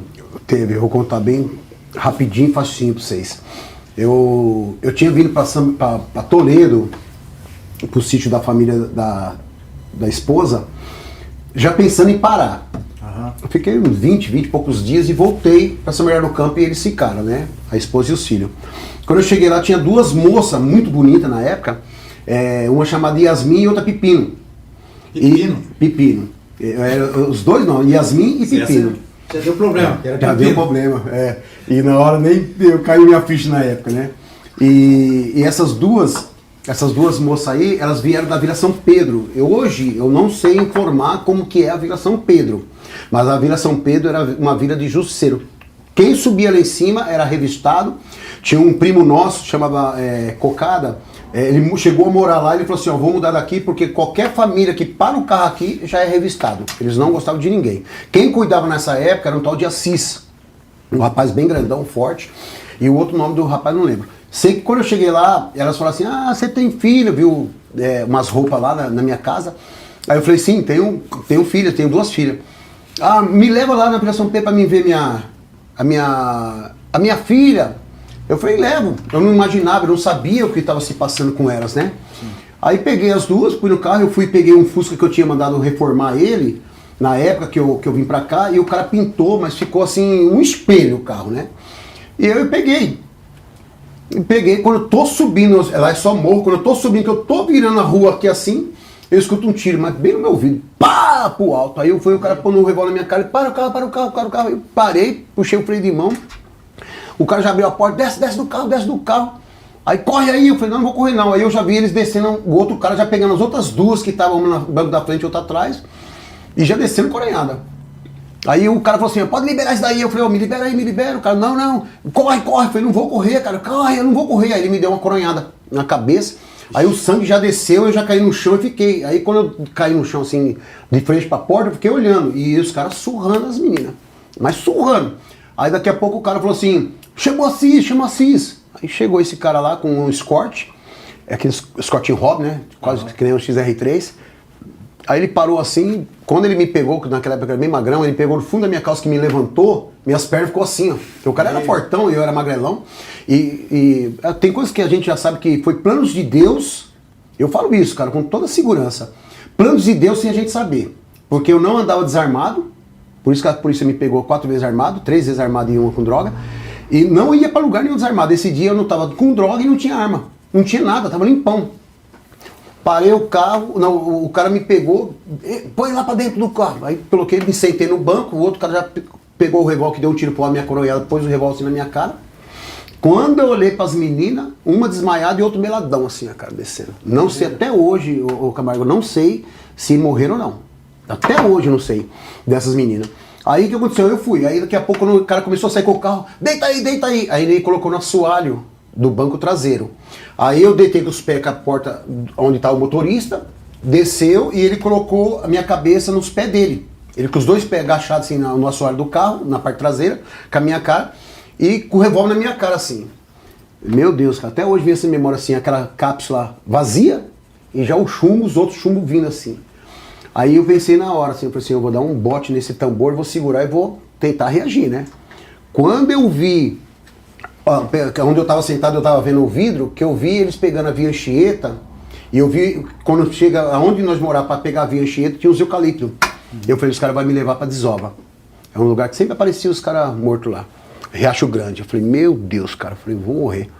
Aí comecei a orar o Pai Nosso, que era a única oração que eu sabia. Não sabia fazer oração que nem hoje a gente faz, né? A hora do desespero. Fez um culto dentro do escortinho. Fiz um culto. O medo é fogo, né? Aí comecei, Pai Nosso que está no céu. Rapaz, o cara me deu uma coronhada aqui assim, uma coronhada não, um bico do revólver, umas 3, 4 vezes assim, ficou inchado uns dias. Aí falou assim, cala a boca! Aí eu comecei, Pai Nosso que está no céu, cala a boca! E deu de novo. Aí eu falei, cara, você vai me matar? Se você vai me matar, então me mata, cara, porque eu não vou parar de orar. Aí continuei. Pai Nosso está no céu. Quando terminei a oração, o cara encostou o carro, esse Assis, puxou o banco assim do passageiro e falou assim pra mim, eu vou te fazer 3 perguntas. Se eu acreditar que você tá falando a verdade, eu te deixo vivo. Como eu falei aqui, caiu lágrima nos meus olhos. Na hora se escorreu lágrima no meu olho aqui assim, ó. Falei, vou sair vivo. Eu falei, porque depois da oração, pensei comigo, falei, vou dar um boy, mas os caras, 2 caras armados, cara. Eu magrelinho, os caras, um já era quase da minha altura, um pouco mais alto. E o outro, um maior monstro de homem. Eu falei, eu vou morrer na mão desses caras. Eu falei, mas vou lutar. Aí quando ele falou isso, eu falei, vou ficar vivo. Aí ele falou assim, onde você conhece essa mulher? Ela falou assim, não, você que é o Charuto? Eu falei, não sou o Charuto, cara. Eu sabia que eles sabiam, porque eles tinham trocado tiro, eu escutei os caras. É sua vagabunda, você veio trazer o cara pra trocar tiro com nós. Eu falei, se os caras viram trocar tiro, né? Aí na hora eu falei assim, cara, o Charuto é um negão. O Charuto é um negão, ele é preto, negão. E eu sou branco. Conhecia. O Charuto era assim, na época do tráfico que eu tinha, ele também era traficante do morro. Só que ele não tinha os fornecedores que nós tínhamos, então ele pegava comigo. 1 quilo, meio quilo, 200 gramas, 300 gramas, traficantinho mais sossegado, né? Não era pesado que nem nós. Aí ele chegou e falou assim, aí eu falei pra ele assim, cara, o Charuto é um negão, ele é preto, eu sou branco, o Charuto é da Vila São José, eu moro no Jardim Silvina. Aí ele falou assim pra mim, onde você conheceu essa menina? Eu falei, eu tava no campo de futebol domingo cedo e ele estava lá tomando cerveja. E eu só levei elas lá porque ele pediu para mim, elas pediu para mim, ela viu que eu sou casado e tenho um filho, filha menina, e ela falou para mim que ela queria ver a filha dela. Por isso que eu vim subir aqui para trazer vocês, senão eu não ia vir não. Aí ele não fez a 3ª pergunta, ele falou, some daqui, vai buscar o teu carro lá e sozinho, se a gente ver que você foi com polícia, alguma coisa, nós vamos matar você e vamos tocar fogo no teu carro. E esse cara com o meu documento tudo, né? Aí foi embora. Aí foi embora, rapaz, aquele dia foi... Eu corri, mas nem uma bala me pegava, você atirava em mim, desde que eu corri. Mas corri. Mais que a bala. Na verdade, ele sim, era Via Anchieta, a entrada da onde ele foi, que eu esqueci o nome do bairro agora, ele me deixou logo no comecinho. Eu tão apavorado que eu tava quando eu corri, que eu saí com um tiro, que eu dei volta pela vila inteirinha, que foi quase 1 hora andando para poder sair onde ele me deixou, que era perto do ponto de ônibus na Via Anchieta. Aí peguei, fui lá, aí chamei meus irmãos para ir, os camaradas, irmão para ir lá buscar o carro. Quando nós chegamos na avenida, na entrada da avenida da Vila São Pedro, aí eu vi uma viatura passando, aí vi meu carro e mais 2 viaturas atrás. Ali foi tenso. Nasci de novo. Ali Deus tinha plano na minha vida. E foi, acho que uns meses depois foi quando eu mudei pra praia, fiquei uns 3, 4 meses foragido lá. e depois mudei para São Paulo, para o interior de São Paulo, em Cajamar. Ah, entendi. Ó, tem mais uma pergunta aqui, Gabriela. Tá perguntando o senhor depois por que surgiu esse negócio de fazer ação social, trabalhou em cadeia, em presídio e com dependentes químicos e moradores de rua. Então, é uma coisa muito interessante, sabe? A gente... Tipo assim, foi por toda a sua história, você sentiu assim que, como você passou por muita coisa? Quando Deus mudou a minha vida... Porque eu te conheço, inclusive, ali do Molive, né? Ali do Molive. Uma casa de terapêutica. Terapêutica. O senhor A famosa antiga não casa trabalha de lá, o senhor é recuperação. voluntário, né? Isso. Faz um serviço voluntário. Não só ali, mas daí tem Tem na igreja Devan também. né? E Devan. lá em São Paulo fazendo os presídios. Né?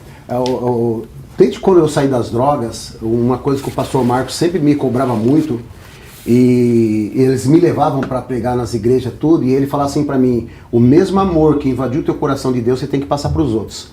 E uma coisa que é interessante, que muitas vezes as pessoas não conseguem acreditar, sabe no quê? A mesma coisa que aconteceu com os discípulos. Teve uma época que os discípulos estavam com Jesus Cristo dentro do barco, não estava? Aí veio aquele vendaval, aquele temporal, o barco quase virou e Jesus Cristo estava lá tirando um descanso. Sim. Aí o que aconteceu? Os discípulos chegaram: Jesus, acorda, estava afundando. Engraçado nesse texto, se você começar a fazer analisar ele assim e começar a meditar, você vai ver uma coisa bem interessante. Por quê? Quando eles falaram isso para Jesus, Jesus levantou, ele repreendeu o vento e a tempestade, não foi? Aí o que o apóstolo Pedro falou? Que homem é esse que até o vento e a tempestade lhe obedecem?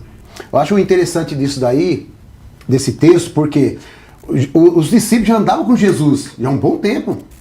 Mais de um ano eles andavam com Jesus nessa época. Eles já estavam acostumados com andar em alto mar, mar nervoso e tudo. Eles já tinham visto Jesus Cristo fazer milagre. Ali eles já tinham visto Jesus Cristo curar cego, leproso, aleijado, os coxos. Eles já tinham presenciado Jesus fazer um monte de milagre. Aí eu fico perguntando, por que ele falou isso? Que homem é esse que até o vento e a tempestade lhe obedecem? Sabe o que eu acho interessante?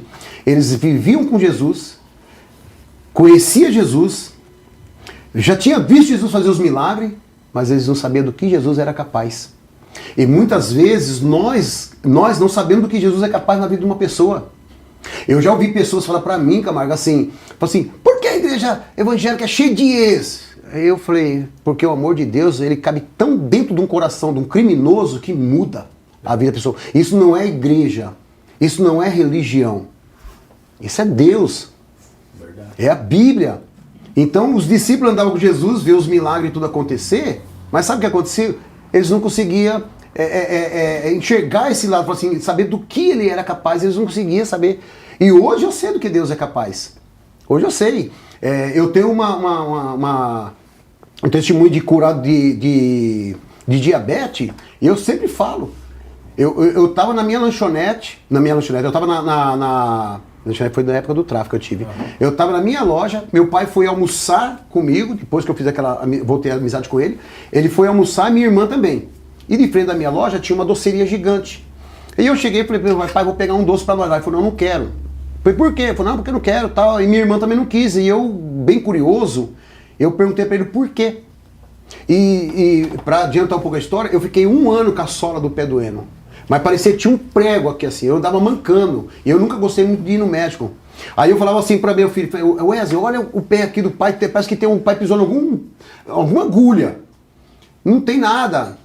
Aí a minha caçula via também, não tem nada. Eu falei assim, eu trago uma caixa de bombom pra você, daqui a pouco eu te dou o dinheiro pra comprar uma casa se você achar alguma coisa aqui. Mas não sentia. E não aparecia nada, rapaz. É aquela dor. Aí eu cheguei pro meu pai, aí meu pai chegou e falou assim, eu falei, mas quais os sintomas que é, pai? Meu pai falou assim, o meu dói a sola do pé. Aí a minha irmã, o meu também. Irmão, na mesma hora, eu não pensei, meu Deus, eu tenho que ir no médico. Meu Deus do céu, agora eu vou ter que fazer exame. Na hora que eles falaram isso, eu dobrei meu pé, eu fiz um 4 de pé, dobrei meu pé, pus a mão no meu pé, eu falei assim, eu repreendo toda a maldição hereditária sobre a minha vida. Não aceito isso. E fui buscar o doce. E até hoje, sou curado, não dá. Todo ano faço um monte de exames, que tenho de próstata, essas coisas eu faço sempre. Nos exames de sangue tudo, A única coisa que às vezes dá pra mim que nem o ano passado deu foi ácido úrico. Um pouquinho elevado. O resto, nada. Diabetes, meu Deus do céu. E na minha casa, você for lá, não falta doce, não falta caixa de bombom, não falta. Eu amo doce. E Deus curou, por quê? Eu sei do que Deus é capaz. Sim. Eu sei do que Deus é capaz. E esses milagres, a gente sabe que às vezes faltam. O milagre que precisava maior em mim era me libertar. E um cara que fumava 15 mesclados por dia, que era o meu caso. Eu vivia 15 horas acordado e em uma hora estava fumando mesclado da grossura do meu dedo sozinho. Que meus irmãos, eu sei que eles vão assistir, eles vão lembrar que cada um fumava o seu. Cada um fumava o seu. Eu cheirava toda sexta, sábado, domingo. Toda sexta, sábado, domingo eu cheirava. Mesmo, hein? E a cocaína que vinha pra mim, na época, era uma especial pra mim cheirar, não era pra mim vender. Era a coisa boa. E eu tinha lanchonete de sócio com um dos meus irmãos e nós bebia todas. Então, em 21 dias, Deus fazer esse milagre. Porque eu aceitei esse milagre na minha vida, né? Eu tomei a decisão de ir pagar de recuperação e falar, não quero mais. Hoje eu sempre comento pro cara. Às vezes o pessoal da clínica vai sair pra visita, o pessoal tal. Eu parei, eu falei assim, ó, aprenda a dizer não no mundo e que todo mundo diz sim. Aprenda a dizer não no mundo que todo mundo diz sim. Aí a pessoa tá com um copo de cerveja, minha cerveja pra mim não vai fazer mal. Pra mim, todo tipo de bebida pra mim é pecado. Todo tipo. Eu tenho que ver como pecados. Não é o vinho, tem pessoas que sabem beber, tomam um vinho, beleza. Não tem problema nenhum. Sim. Mas eu tenho que ver como pecado. Eu não posso mais ver uma bebida, que nem eu vou na casa, nos restaurantes, eu não fico perguntando, o vinagre de maçã, mas na minha casa só tem vinagre de maçã.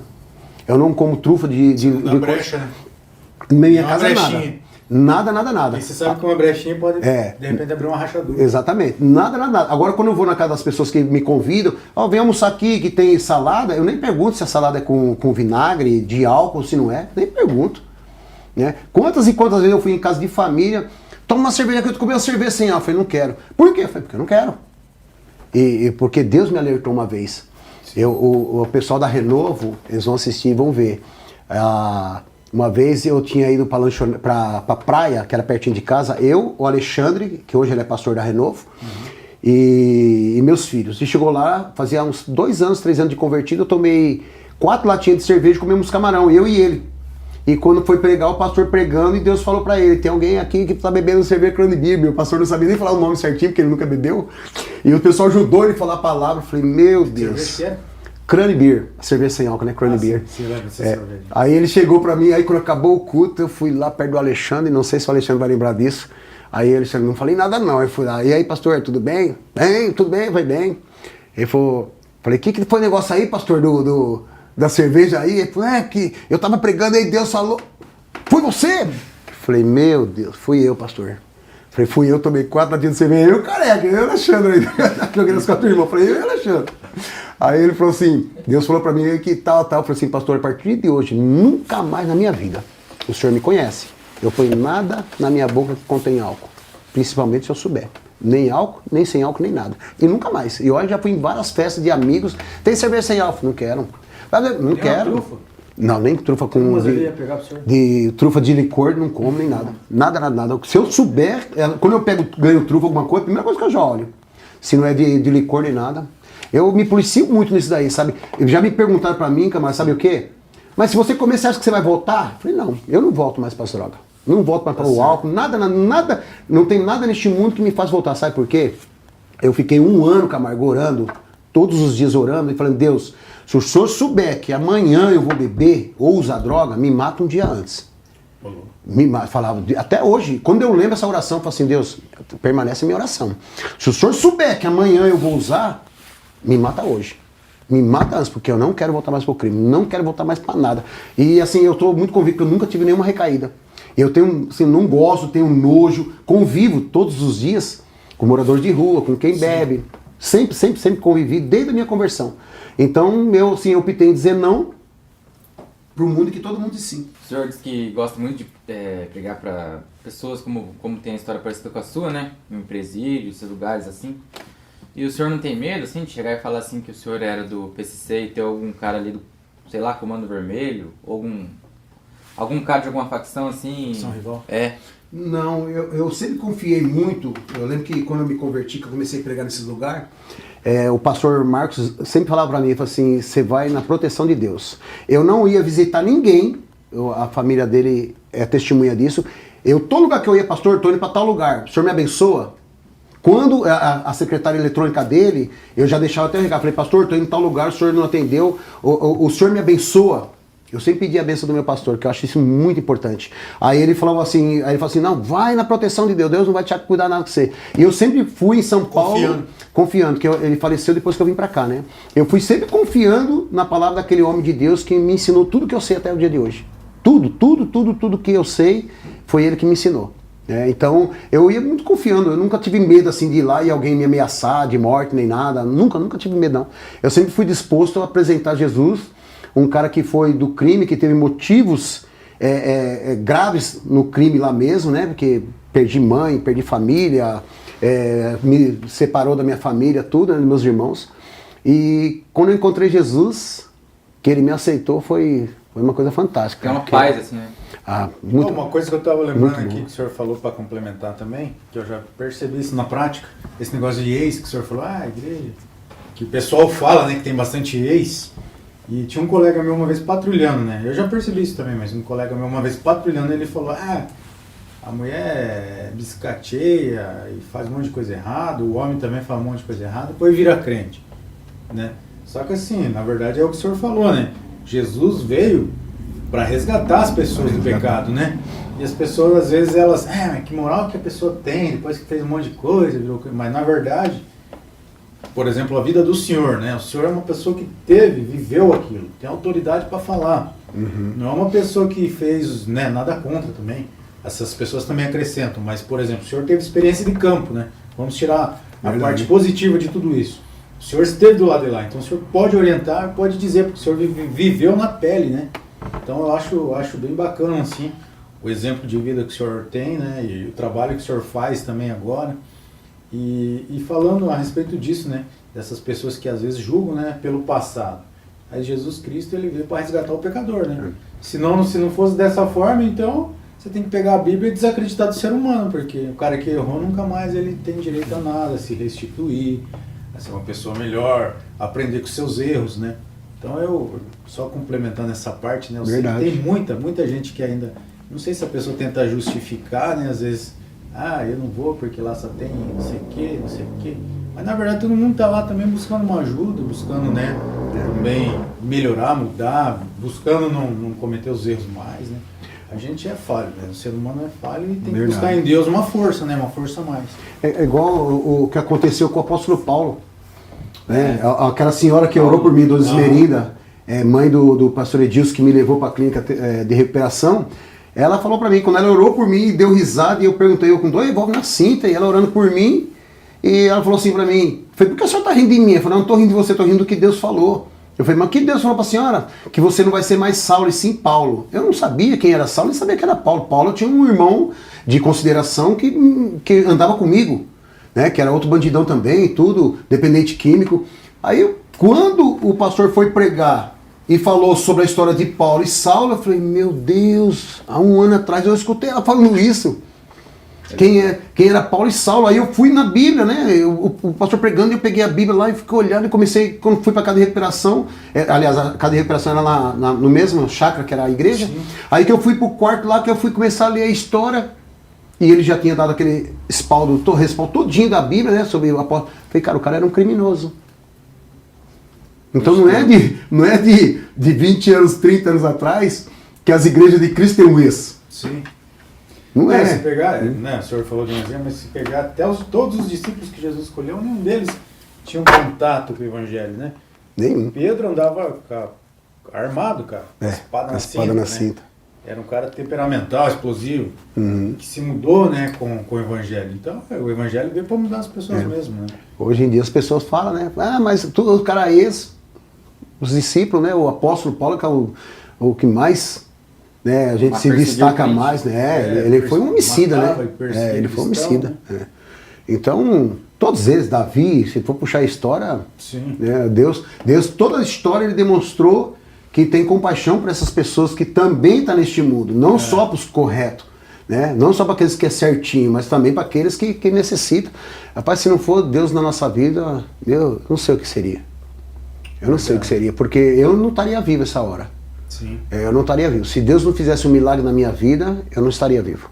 Eu precisava de um milagre, eu precisava de alguém, assim, que me surpreendesse, cara. E eu encontrei em Jesus alguém que até hoje consegue me surpreender, porque hoje a gente pega tanta experiência com tudo na vida, com a idade que eu tenho ainda, que poucas coisas eu fico surpreso. Ah, o cara que matou um monte de gente lá, o Lázaro, que esse dia atrás estava tudo. Isso aí não me surpreende mais, teve cara pior que ele. É verdade, o que o senhor acha do Lázaro aí, dessa situação aí? Você acha que...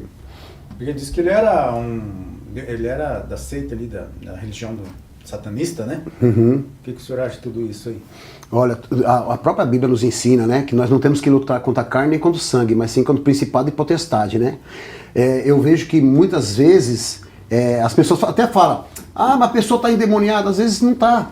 Às vezes, eu acredito que às vezes o demônio está dentro da vida da pessoa, mas que o demônio tem o controle da vida da pessoa. Ali a gente sabe, não tem como nos esconder, que a gente sabe que existem essas seitas malignas. A gente sabe, a gente tem pessoas do nosso mundo que hoje ainda é vivo, que participou desse mundo cruel, dessas coisas de satanismo, tudo, que conviveu com a Nata, assim como eu tenho esse testemunho para contar da minha vida do crime, com o PCC, do início do PCC e toda aquela história, tem pessoas que já viveu, não no crime, mas no mundo satânico. O próprio satanista ali mesmo. Eu conheci um senhor em Diadema, quando eu comecei a trabalhar com máquina de costura, e ele tinha 100 e poucos cento de candomblé, umbanda, essas coisas. Ele falou pra mim, ele era pastor na época, ele falou assim pra mim e pro Mário Máquina e o filho dele, que eu esqueci o nome, Douglas, ele falou assim, o demônio se materializava pra ele. Quando ele levava uma fechada de um cara no carro, ele falou assim, você vai bater teu carro. O cara batia o carro. Ele falou que era uma coisa espantosa. Até o dia que o demônio pediu a vida da filha dele. Ele falou, não, da minha filha não. Aí quando ele contou isso pra mulher, a mulher dele foi pra igreja. E Deus deu a proteção. Cara, ele perdeu tudo. O diabo detonou com a vida dele. Mas quando ele foi contar essa história, já fazia uns 10 anos que ele estava convertido, ele já estava com 10 ou 15 igrejas do ministério que Deus abriu pra ele. Deus abençoou a vida dele. Mas você vê a história dele contando assim, que assim, uma coisa que nem eu contei a história desse cara, né? Sim. Outra coisa é ele contando a própria história pra mim, a mesma coisa que a minha história eu tô contando pra vocês aqui. Não, mas tem umas histórias bem impressionantes. Aquele cara, né, também, eu vi alguns cortes lá do ex-satanista lá. Daniel Mastral. Daniel Mastral. Também contou. Ó, Daniel Mastral, já vendo isso aí um dia, vem que contar também, falar de Deus, que falar de Deus é sempre bem-vindo aqui, né? Sim. E, cara, é sensacional. Aquela semana que eu peguei, né? Lembra que eu falei pra você? Eu falei, cara, vamos chamar uma pessoa aqui que tem uma história assim, um testemunho mesmo, né? Que nem a sua, assim. Porque hoje em dia na internet você só vê, tipo, desgraça, né? Sim. Agora, que nem uma pessoa, que nem esse cara aí, eu assisti quase inteiro o vídeo dele, tem 2 horas. Eu assisti lá, eu fiquei pensando, que nem o senhor pensou, né? Se esse cara teve jeito, um cara que fazia ritual, que mexia com magia negra, o cara mexia com a nata mesmo então todo mundo das tem coisas, jeito. né? Ele era. Às vezes tem até alguma pessoa que tá assistindo aqui, ó, que tá no mundo do crime, que é um dependente químico, que é algum alcoólatra. Pode estar vendo aí esses exemplos aí que a gente citou aqui, o próprio pastor que hoje leva a palavra aí, que tem saída, né? Que tem cura, que tem como sair. E como o senhor disse, né, além de Jesus, sua inspiração foi sua filha, né, também, que te viu lá. Me viu e eu família. falei, não posso mais agir que eu estou agindo por causa dela. Quando eu vi, me partiu meu coração. Primeira vez que eu tinha visto eu indo preso, eu fiquei muito mal. Então, rapaziada, estamos chegando no final aqui desse bate-papo aqui, super 10 aqui com o pastor Valmir. Tenho certeza que ele tem muita história. Se for para contar tudo aí, a gente vai ficar 3, 4, 5 horas aqui, né? É verdade. Mas tem que resumir as principais. Mas eu já te agradeço do fundo do coração, pastor, o senhor sempre de bom grado aí, aceitando aí os nossos pedidos, né? Veio aqui com a maior disposição. E eu tenho certeza que acrescentou algo na vida de muitas pessoas que estão assistindo. E quero dizer que o senhor, da minha parte aqui, não é demagogia, não é nada disso, rasgação de seda, nada. Mas eu vejo que o senhor tem uma história inspiradora e hoje em dia, com certeza, as pessoas se orgulham do senhor. Tem muitas pessoas que assistem esse canal. Eu queria que o senhor falasse o que o senhor quisesse, mas que também deixasse assim, um recado, né, para quem às vezes está ainda no mundo do crime, para quem talvez está com uma dificuldade, um problema, né? O senhor fala aí. Uma coisa que eu estava lembrando aqui, a hora que nós estávamos conversando, a respeito de as pessoas que entram no mundo, né, do crime. E eu falo para todo lugar, em São Paulo, eu falava muito disso, aqui eu já cheguei a conversar também com as autoridades daqui. É mais fácil você fazer com que uma criança chegue até o mundo das drogas do que você tirar um dependente químico das drogas. Sim. E eu vejo que falta muito isso nas escolas. Em São Paulo, e muitas escolas, elas dão palestras sobre isso. Sempre tem alguém para dar palestra, não é pregar na escola. Eu esqueci o nome que fala que os policiais vão lá dar uma palestra sobre drogas, essas coisas. Como Proerd. Aqui tem o Proerd. É o Proerd que chama. Proerd, né? acho que é nacional, É, né? isso. Em São Paulo também tinha. Só que lá nós nunca fomos impedidos de ir lá dar palestra, porque, que nem eu comentei uma vez com um amigo meu, policial de lá. Eu falei pra ele, e ele concordou até comigo, ele falou assim, ó, é verdade, é melhor uma pessoa que já viveu este mundo trazer uma palestra sobre isso do que nós que vamos pegar um livro e passar. E engraçado que aqui em São Paulo eu fui em muitos lugares da palestra e aqui eu só consegui ir em Cruzeiro do Sul, Cruzeiro do Oeste, alguma coisa assim, depois de assistir Chateaubriand. Aqui no Paraná. Né? Aqui no Paraná. Então eu sempre falo, que nem um exemplo, quando eu cheguei lá nessa região lá, eu falei com o prefeito, fiquei até na casa do prefeito e da primeira-dama, e nós tínhamos combinado assim, na quinta, eu cheguei na quarta-feira à noite, eu dei uma palestra para o pessoal da escola à noite, na quinta-feira de manhã e quinta-feira à tarde, e na quinta-feira à noite era no salão comunitário pros pais da família. Então, mais de 600 alunos, 500, 600 alunos escutou minhas palestras. Aquela que eu te falei para você, que eu ia com o retroprojetor, a multimídia, explicando o que era droga. Não ia lá e falar assim, ó, eu sou o pastor Valmir. Até estavam meus e-mails e falei assim, eu quero que me chame como Valmir. Eu não vim aqui para falar de religião, eu vim aqui para falar de Deus e falar para vocês evitar de cair no mundo das drogas, porque a droga é isso. Aí eu explicava lá que a cocaína é fabricada disso, que ela trazia tal mal para o seu organismo. Não é só porque você vira um dependente químico. A maconha, ela vai te fazer, ela é fabricada assim, ela vai te fazer mal para isso. Minhas palestras sempre foi assim. Quando chegou no dia, os alunos todos assistiram a palestra, tudo. Quando chegou no domingo, à noite, no salão comunitário, se eu dei palestra para 500, 600 alunos, quantos pais teria ali? Que era para ter mais ou menos. Vamos calcular uns 150, vai? Cada pai tinha 2, 3 filhos lá. Tinha 5. Aí, você vê? Aí eu falei pro prefeito, falei assim, aqui é onde nascem os problemas. Porque ainda eu visei para todos os alunos. A palestra que eu passo para os pais é diferente da que eu passo para os alunos, para as crianças. Porque era aluno de 7, 8, 9 anos, depois era adolescente e depois os adultos. Depois a rapaziada lá que é barra pesada. E eu falei assim, tá vendo onde começam a ver os problemas? Os próprios pais. Porque eu ainda deixei claro, as palestras que eu vou passar para os pais é uma palestra diferente do que eu passei para as crianças, para os filhos. Foi só 5. Era para ir no mínimo 150, 200 pessoas estar lá.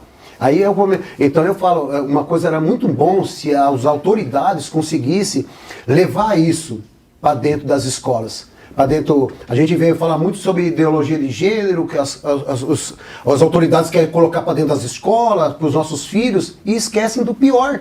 Pois é. Esquecem do pior. Porque não que seja melhor ou pior a ideologia de gênero, você falar que. Não, mas estou dizendo assim, hoje o nosso mundo está um mundo acabado. O mundo acabado.